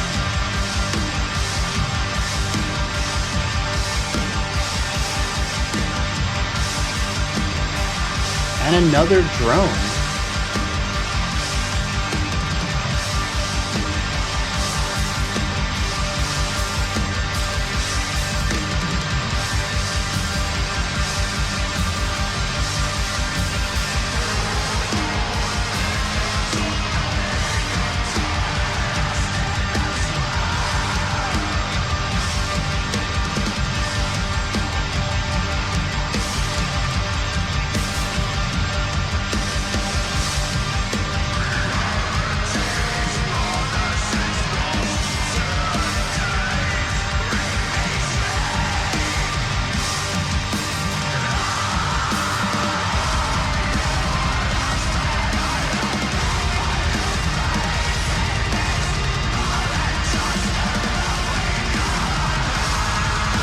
The drum part here, it's bringing the constant 16th note impulse, but with toms. Yeah, I like that thinking outside the box.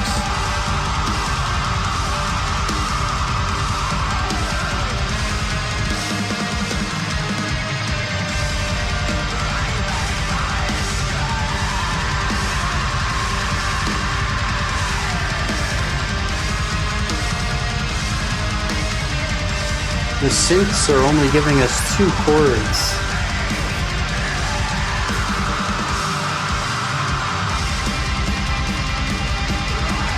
It's hard to get emotional read on that last section because of that.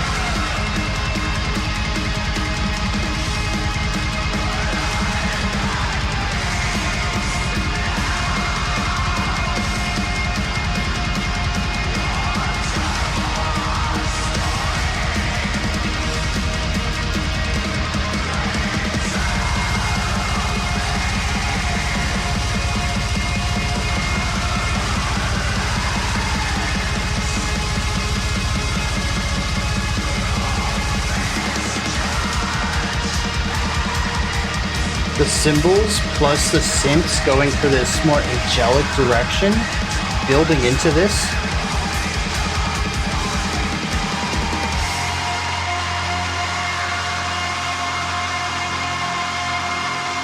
That seems like a really good end to me.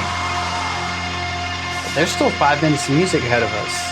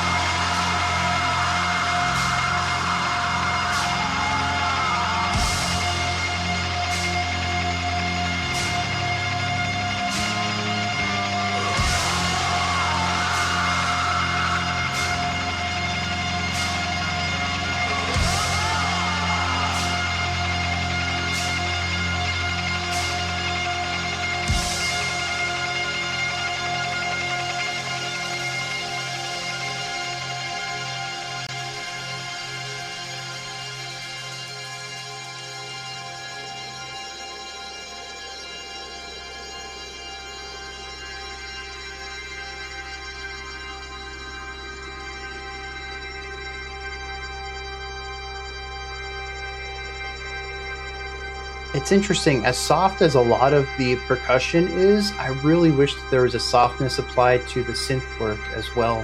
This is a very shrill, sharp tone.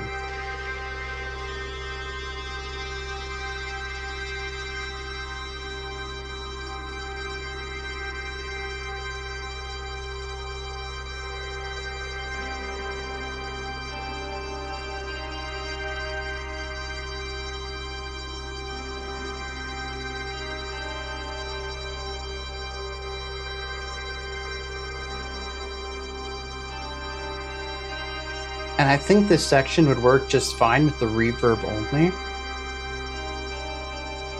It does not need...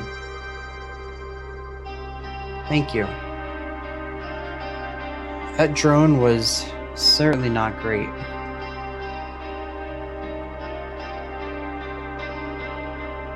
Now, this reminds me of that section I really liked in the middle of track 2. I hope we stick with it.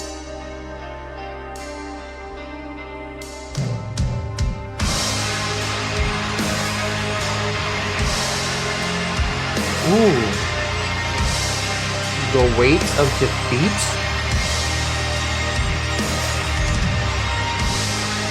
Oh, no, there's a little bit of hope in here too. But it is rather heavy. Maybe more like the burden. A burden of victory. That's a cool concept.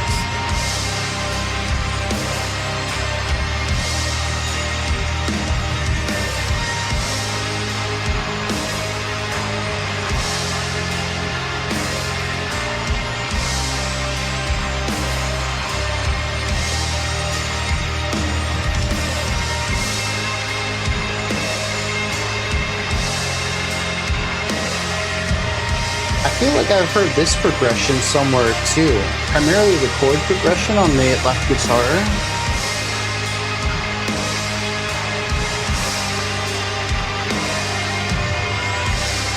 The way the violin is bringing a bit of dissonance and twisting that chord progression.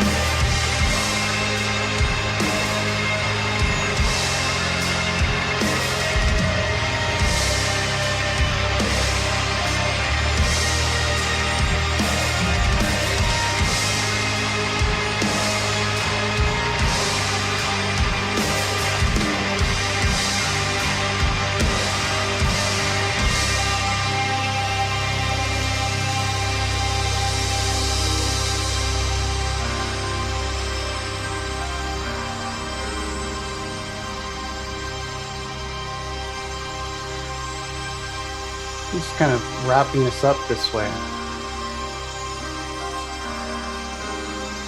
Bring this down to a point.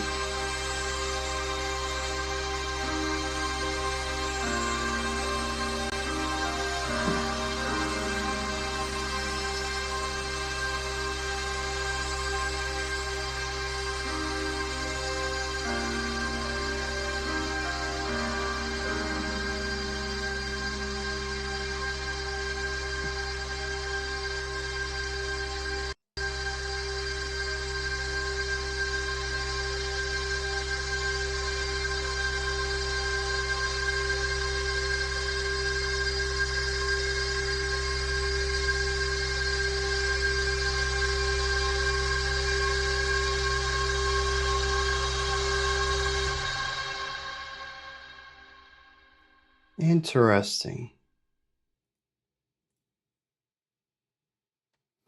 So a lot of that song isn't too different from what we've heard on the previous 2 tracks. I will say it's one of the most relentless ones, as we do spend, I think, more in aggressive black metal stuff. All the songs so far have certainly been metallic at their heart, but I think this one we sit within a black metal aesthetic for more than any other track. It does feel more aggressive through that. We do have a different type of emotion though, where the first one is conflicting, a schism, a division between 2 ideas. The second one being a bit more optimism, having hope in there. This one's melancholic, very melancholic. And we eventually reach a point where it's almost like a bittersweet victory. What is that song or what that phrase? Is it Pyrrhic victory? Is that what it's called? When you've won, but the cost outweighed everything, so it's bittersweet. It's like, yeah, we won, but we kind of lost too. That's what I feel in this. There's a remix of the optimism and hope and victory and triumph that we saw at the end of track 2, but it's paired with dissonance, heavy, heavy weight from the guitars and drums. We don't hear it alongside the 16th note picking and the 16th note drum playing like we did at the end of track 2, really pushing us into these moments, driving through with intensity. Here it feels like a weight, and I think a lot of that has to do with a doomier element through much of the build-up process on this one.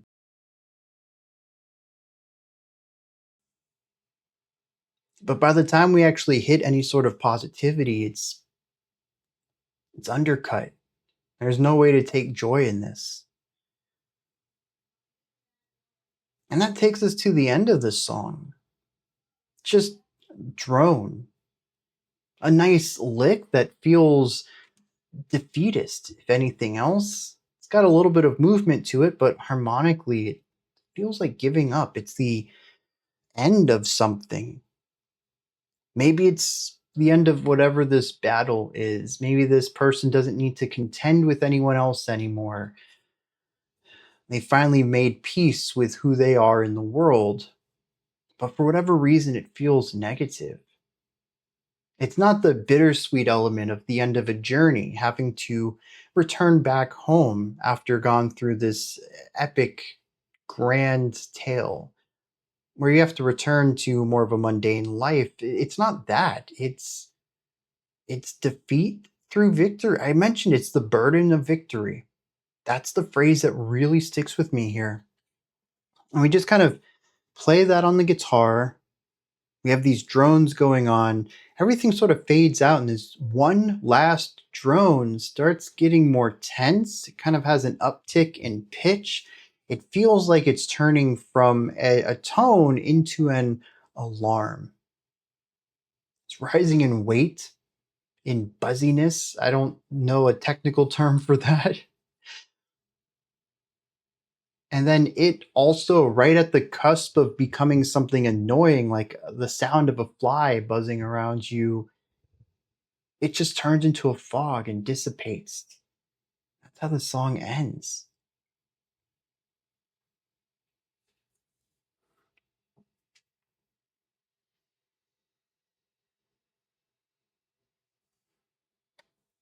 This is a peculiar development for this. I didn't take as many notes on this one. In fact, most of my notes were rapid shifts. Freedom from expectation is how I described the opening. A couple of minutes later, we have a shift to weight. And then an organ, and then metal, and then drone, and then metal, and then black metal, then doom metal, then black metal. We had a lot of metal in there. But then a relentlessness. We started off jumping between a lot of little ideas, and then it felt like we were stuck in one way, an aggressive, driving way for a long time. I mentioned in my notes melancholic, but paired with a tinge of hope. I don't feel that way anymore. Not after listening to how the song goes, how it develops, and where it turns into.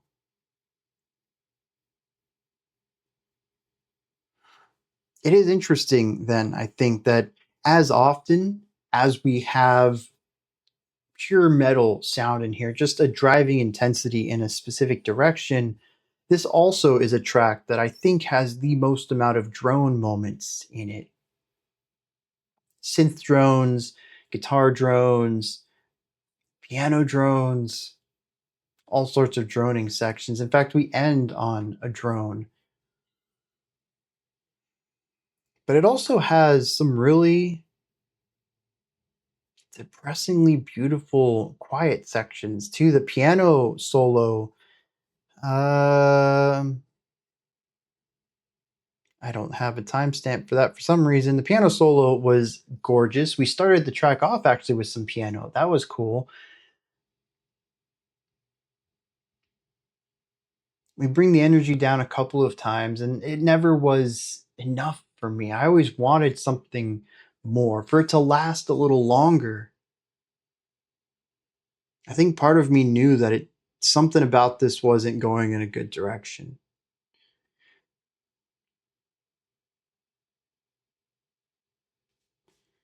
We wrapped the track up. I wrote positive but heavy.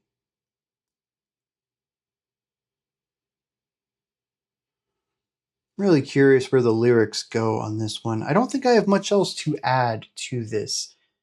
Despite, I think, being the longest track on the album, it's also the least diverse. I found that I kind of drifted into an emotional state more often than not, just kind of feeling what's going on rather than paying attention to the specifics, because the specifics so frequently were just loud, noisy guitars, abrasive drums, and some texture work on the outside, giving us the emotive elements. Just wanted to see what it felt like to listen to this.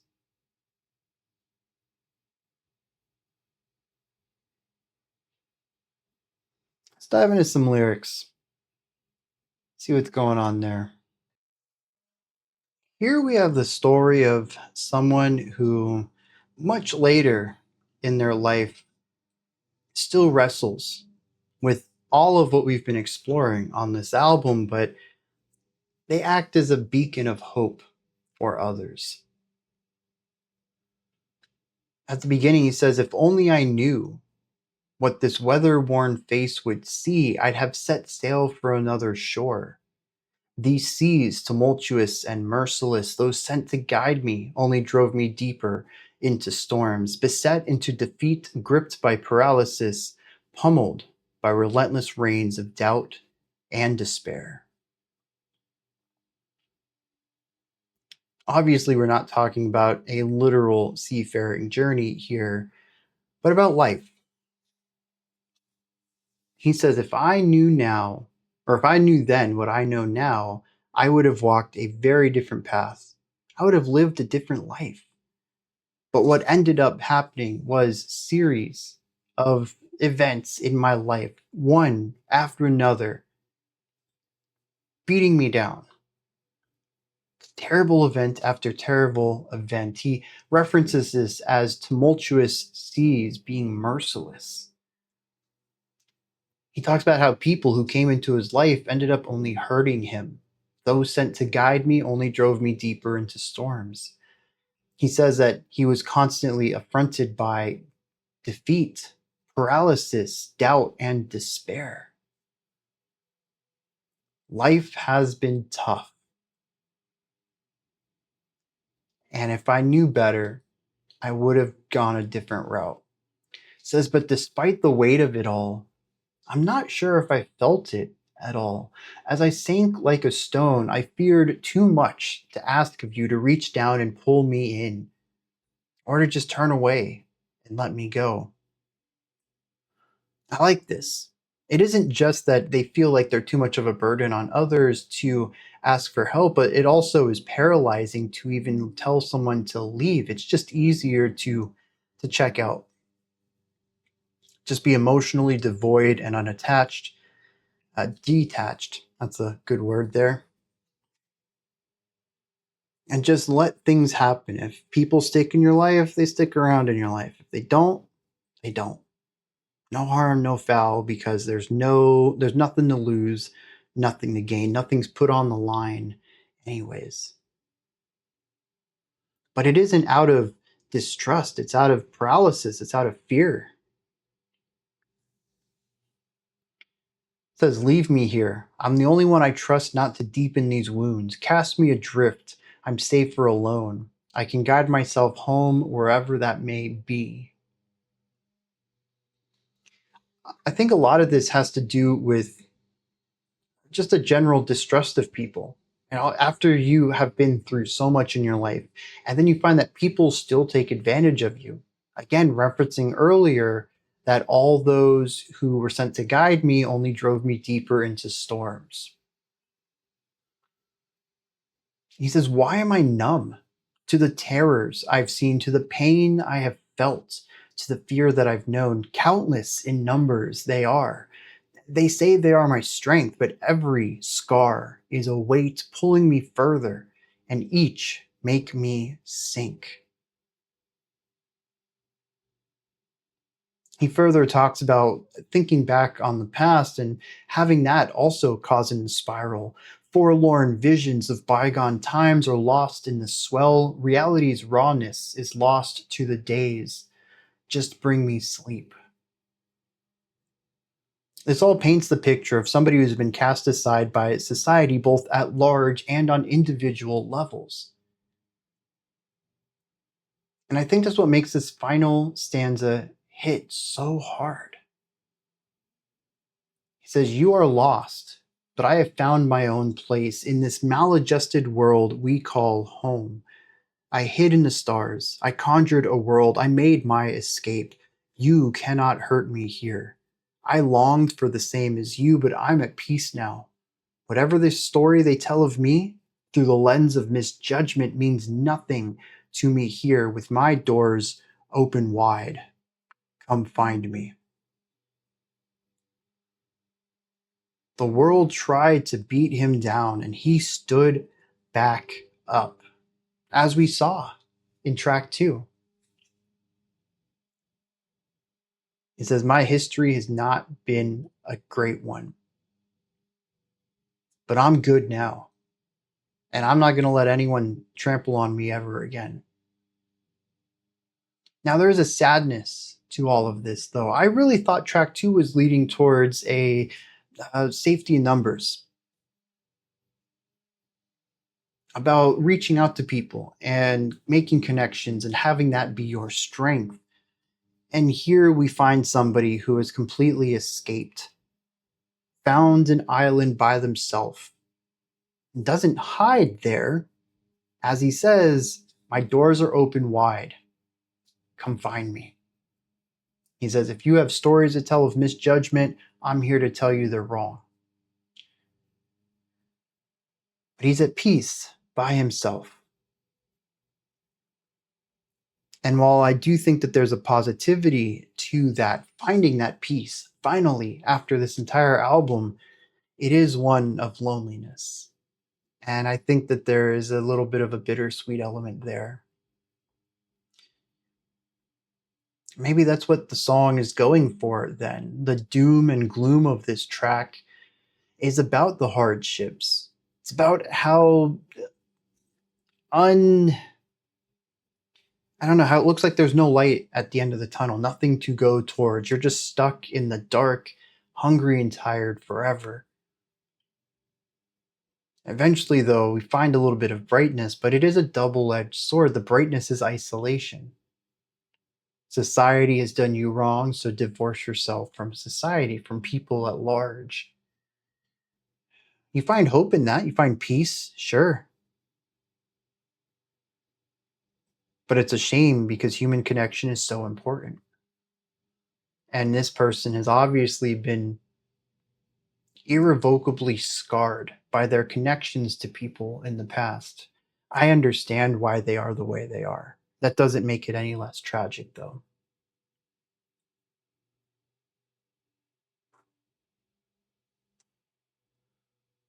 And that's how this album ended, originally.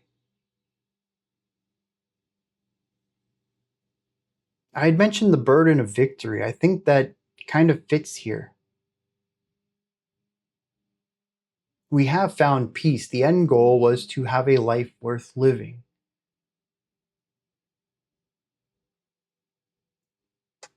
But it's still not optimal.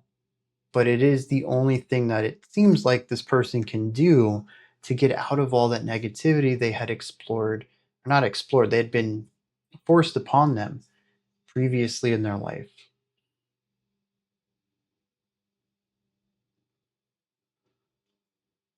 Let's move on into Lanterns and see what's going on there. I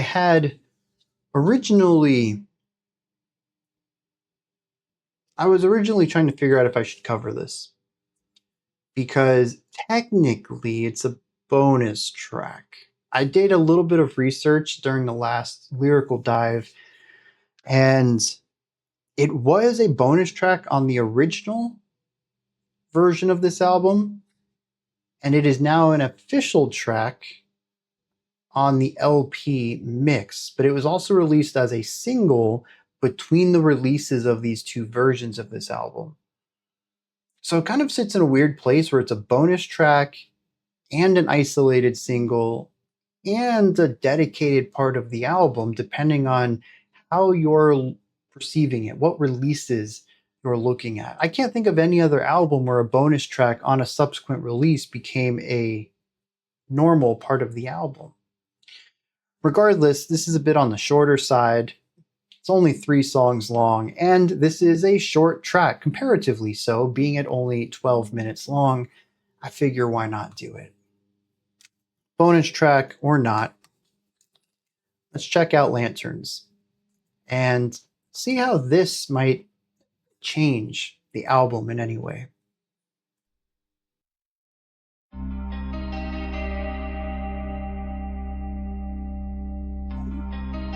We're off to a strong start, and I can already hear the synergy here. This was certainly written around the same time.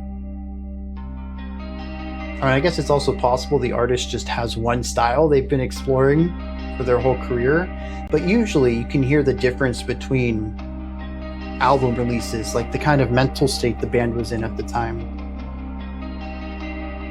Also, I say the band, another thing I looked up is this is a one-man project.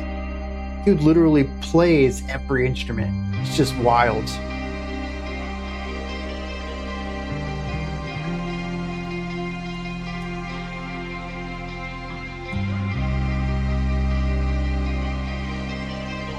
Beautiful.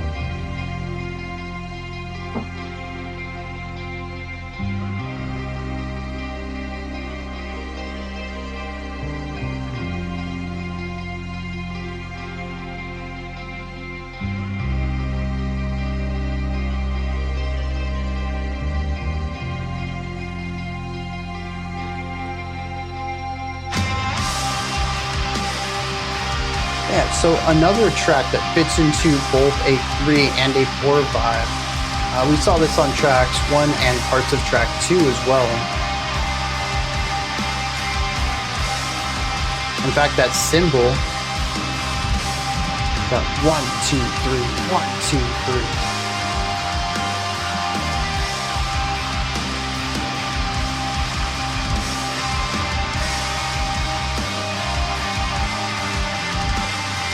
And then 2, 3, 4, 1, 2, 3, 4. Kind of getting a hemiola there with the 2 against 3.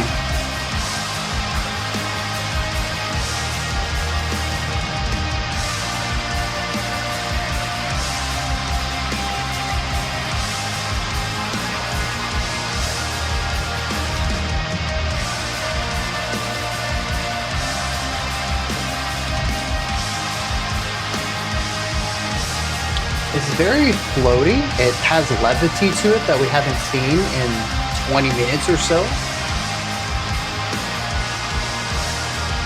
It brings back some of that spiritual hymn style chord progression from track 1.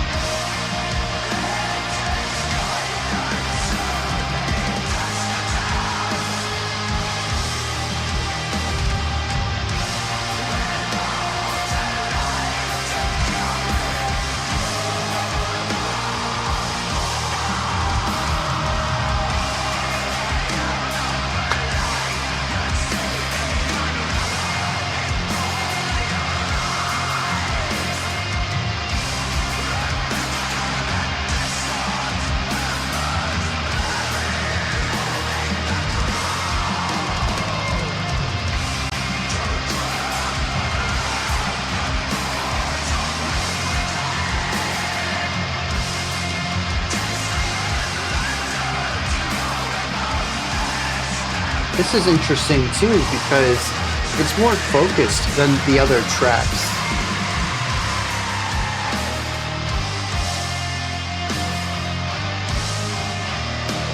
We have heard a few different levels of intensity and weights, but the chord progression's been pretty consistent here. It's more focused than the more progressive linear writing of other tracks.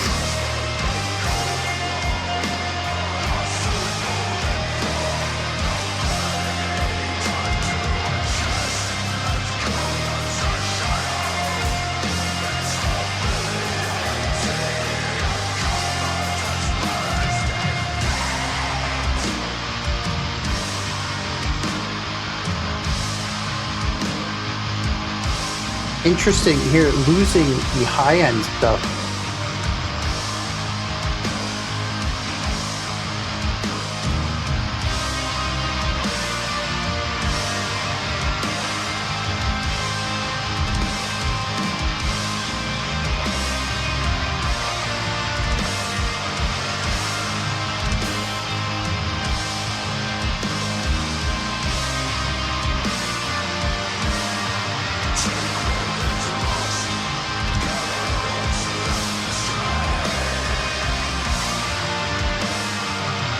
There's also something comforting, maybe soothing in this.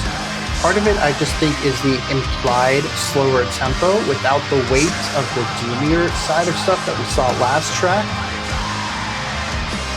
But I do think that harmonically, there's also just a more inviting feel here.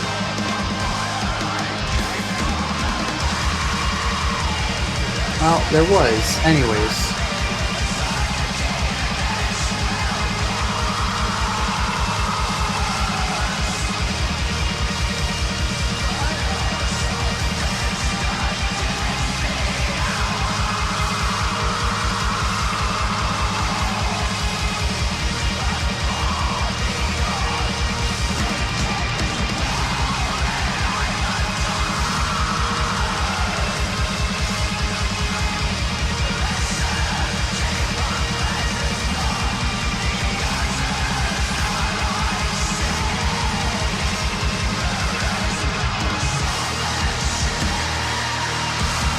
There it is, all that intensity erupting into this spacious positivity.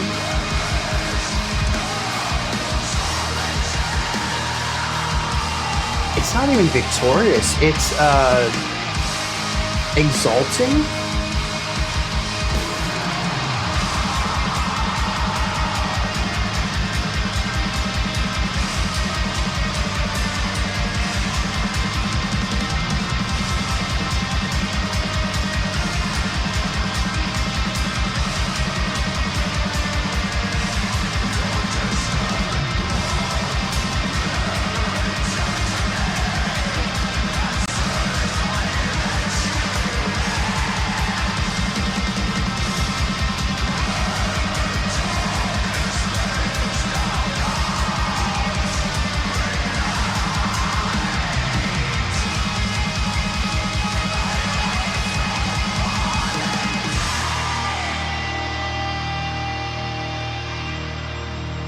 That's one of our first big breaks here.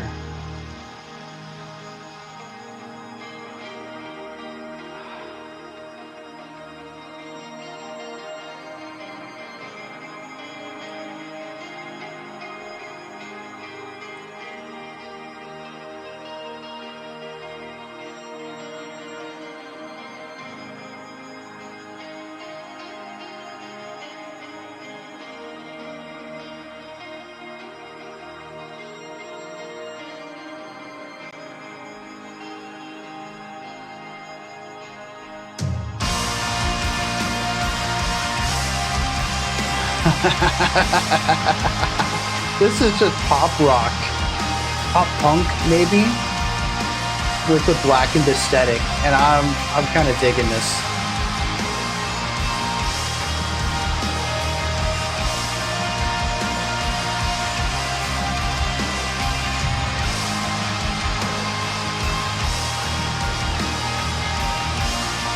Yeah, this is very positive.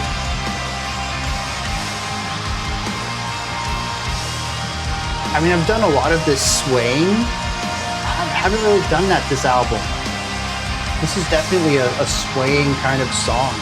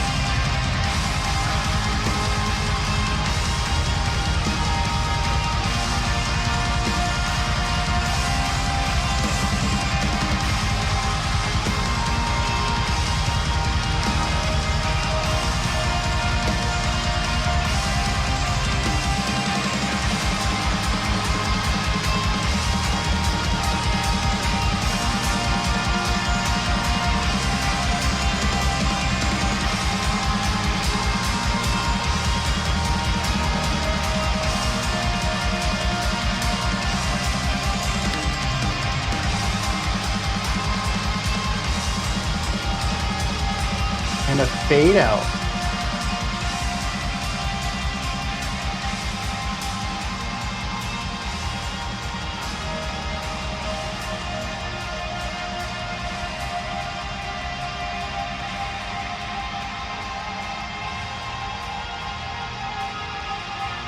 More of a crossfade.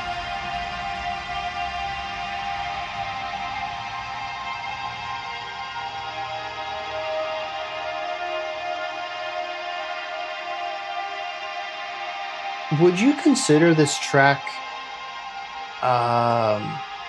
what is it, Black Gaze?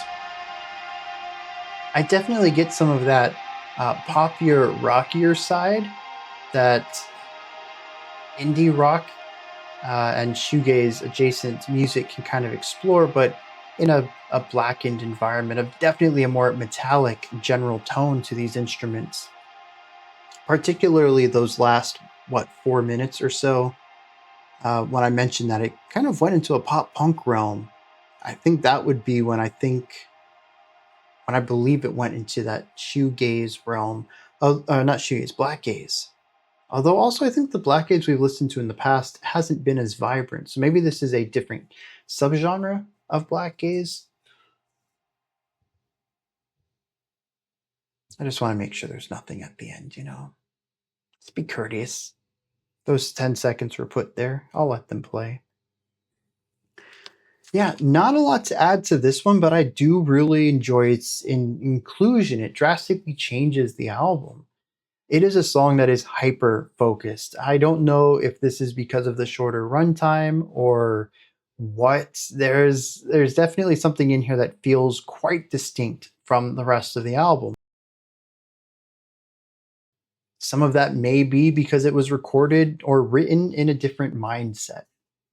As I mentioned, the previous 3 tracks were all released together. This one was a bonus track. You can definitely hear parts of it were written around the same era. Again, I don't know if all of his music sounds the same, but you can typically hear a band evolve over time.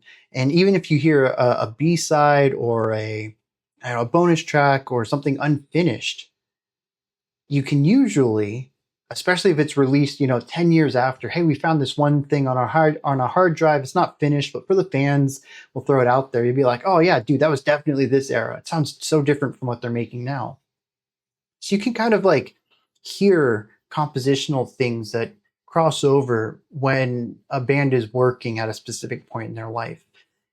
And so there's a lot in this song that feels like the other 3. We do start off with something light. We build off of that. There's droning elements. We have the reverberated guitar duet that we saw in, was that track 2 that had that? There's definitely a lot of ideas here that place it within the lexicon of the rest of this album, but it is not the rest of this album.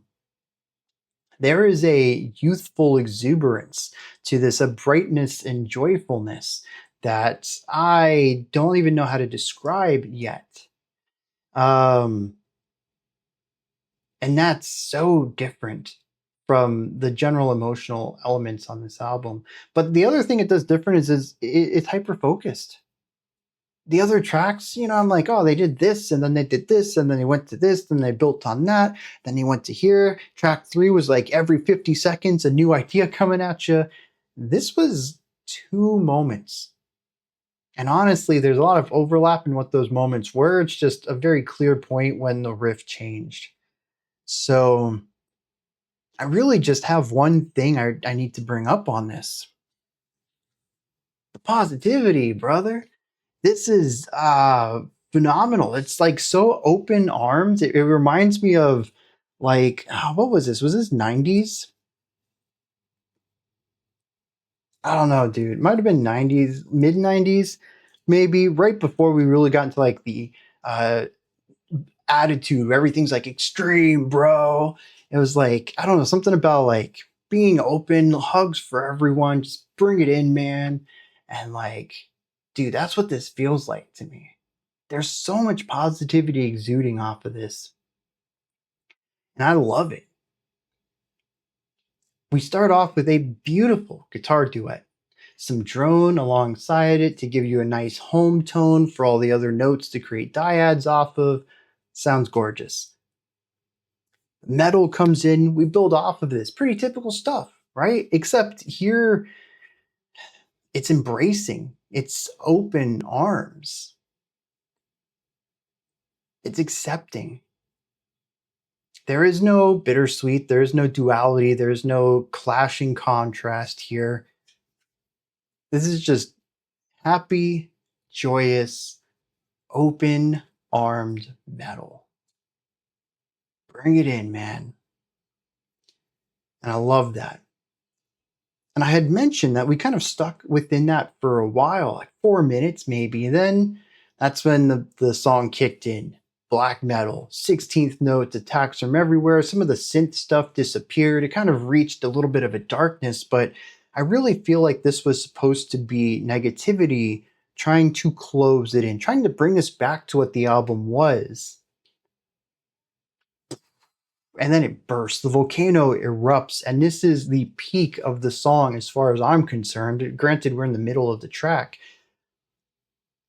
The music almost feels exalting. It is such high praise for something. Given the lyrical content that we've explored on this album, I hope it's praise for the self. I really hope that that's the direction it goes in, but regardless, it feels like there is such a vast love and understanding for something that cannot be contained, no matter what kind of darkness or weight decides to try to, close the walls in around this. It can't. That power bursts through hard, and dude, I felt that. This is easily, and I kind of hate saying this because it is technically a bonus track that does something very different from the rest of the album, but this is my favorite track on the album, hands down. I haven't even read the lyrics yet, and I'm on board for this. If the lyrics don't hit me, track 2 would probably be my favorite then, simply because of the lyrical ideas. But this one, music is like, yeah. Then we kind of bring the energy down. 8 minutes in, we only got a third of the song left to go. I was really curious what they were going to do with this. Let's see what happens. They give us a nice little foundation again. Still bright, still vibrant. I'm jamming with it. And then I recognize the chord progression's kind of poppy. And then the metal part comes in, and we do get the bigger, distorted guitar tones, but not with the metallic harmonic edge to it. This actually feels really familiar in an unfamiliar costume. I've listened to a lot of pop punk, and this fits in that realm. But I've never heard pop punk quite like this, and I always find it funny for some reason hearing punk elements sneak their way into black metal tracks. Something about that combination cracks me up, even though y'all can tell me a million times that there's a connection between these two genres.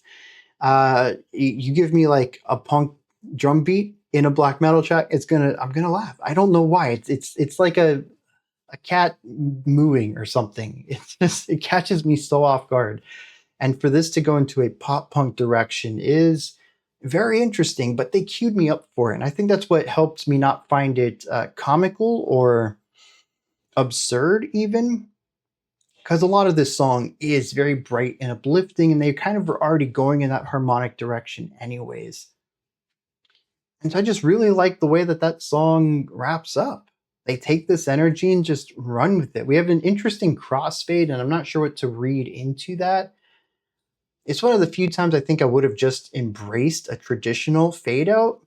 The idea that through all of this darkness and trials and tribulations, that positive times are ahead for this person infinitely. The fade out symbolizes a consistency of this goodwill.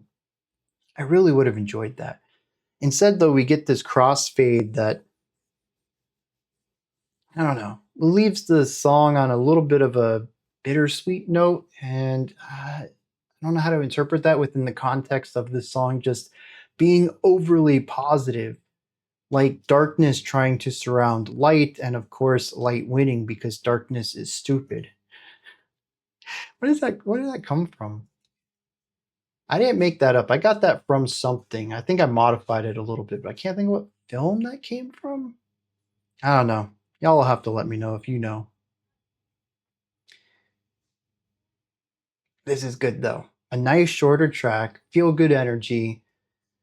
I'm scared I'm going to read some depressing lyrics. However, I will say that this album has been consistent with their thematic synergy. So let's check out some lyrics and see what's going on. In a wild turn of events, we don't have really strong synergy here. There is a general quality of light pervasive through the lyrics. There are constant callings to lanterns and lights and warm glows and fire. But the song is actually about depression. It's about not really being familiar with the warmth of a flame. The beginning kicks off with, "What answer do you have in sorrow's wake, but to abandon all beheld us dear? Time ever longer in the coldest night, withdrawn behind my mind's enclosure." So he says that sorrow is upon me. I'm going through a depressive moment. He says, all I can do is abandon what I hold dear and withdraw into my mind that there's a cold night ahead of me, and all I have to do is wait it out alone. He says, if you held up a light, you would see me unravel before your eyes, embittered and distanced, embers barely holding the glow. Saying that even the embers coming off of this flame barely hold any brightness despite being an ember of fire.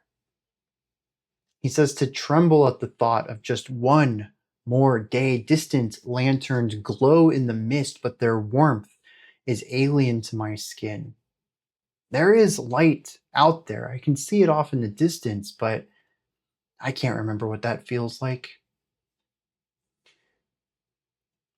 It says longing fingers grasp at the golden glow, but are soon pulled in from the burning heat, back to a chest as cold as a shadow, its familiarity, a comfort as well as defeat. There's that fire out there. Yeah, I want to feel its warmth. I get kind of close to it, but it's warm. It burns, and end up backing away, back to the chill of the cold and the shadows where I find comfort.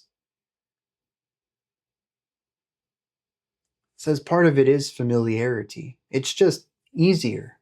in the darkness, in the cold, but it's also a little bit of defeat in that I really want to be in the warmth, but it's scary. It's too much. It's unfamiliar. I'd rather just stick with what I know. Says, so take what is lost and gather what's left astray, the husk of a beating heart clinging to a namesake. Still are the waters that flow through the veins, waiting for the warmth of fire I keep far away. It's kind of leaning back into that idea. There is fire, I want it, it's far away.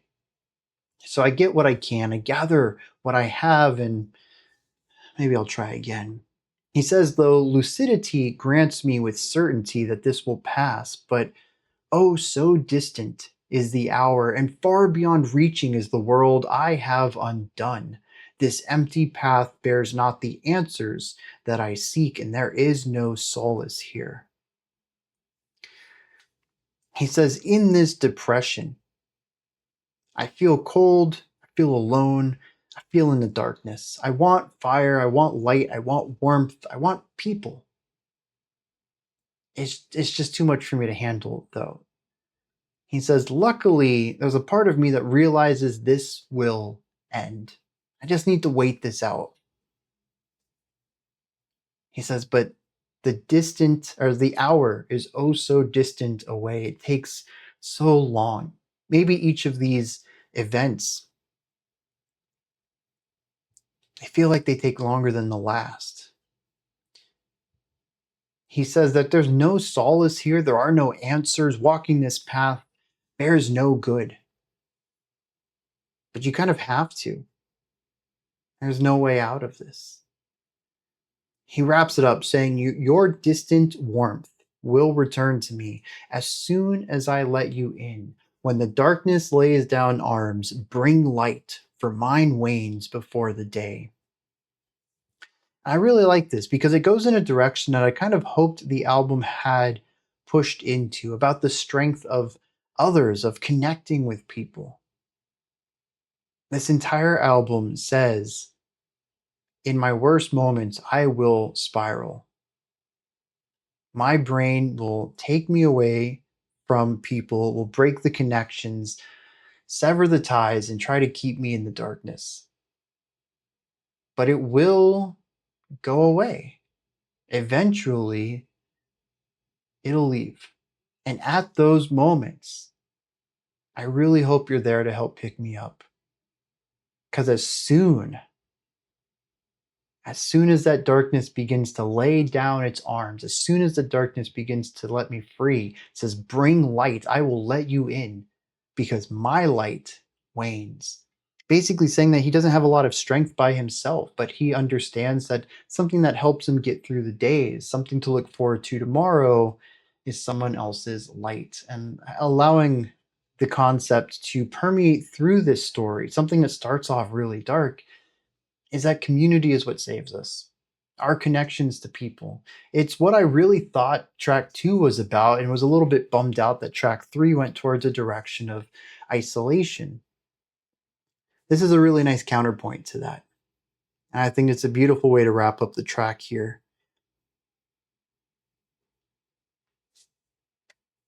These are my thoughts then on Ethereal Shroud's Trisagion. I feel like I've pronounced that different every time I've said it. I did look this up real quick. I didn't have a lot to add to it, but if you're curious, Trisagion is a Greek word for thrice holy, and it is a standard hymn of ancient origins in the divine liturgy in most of the Eastern Orthodox, Western Orthodox, Oriental Orthodox, and Eastern Catholic churches. It says in churches which use the Byzantine rite, the Trisagion is chanted immediately before the epistle reading. So it definitely has something to do with religion and church.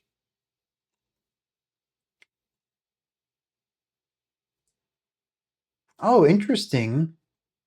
It looks like it has a pretty short translation here, Holy God, holy strong, holy immortal, have mercy on us.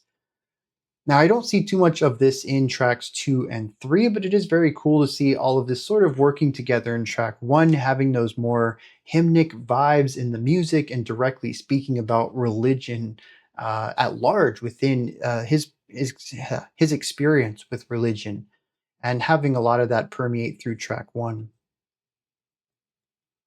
So yeah, those are my thoughts then on Ethereal Shrouds, Trisagion. What did you think of this? Is there anything that stood out to you? Anything that you would like to add on to what I said or correct me on? Do you have your own interpretation of any of the songs individually, or maybe a different take on the entirety of the album?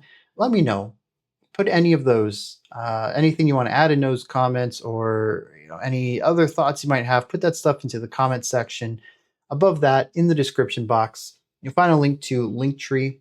Takes you here. You can find links to my music, ways to support the channel, a link to the Discord server, and so much more.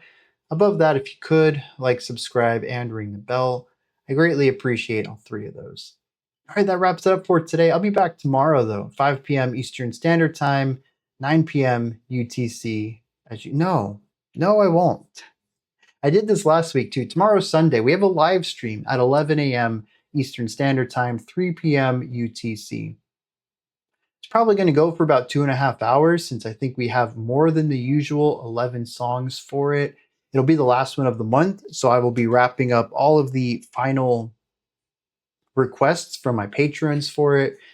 And we just hang out, chit chat, listen to some good music, a little bit of musical discussion. It isn't quite as in depth as these reactions are, but you do get my thoughts on it. I do point out some of the cool stuff that's going on, but it isn't always purely about the music. Sometimes we get on the topic of technology, video games, language is a big moment of deviation for us.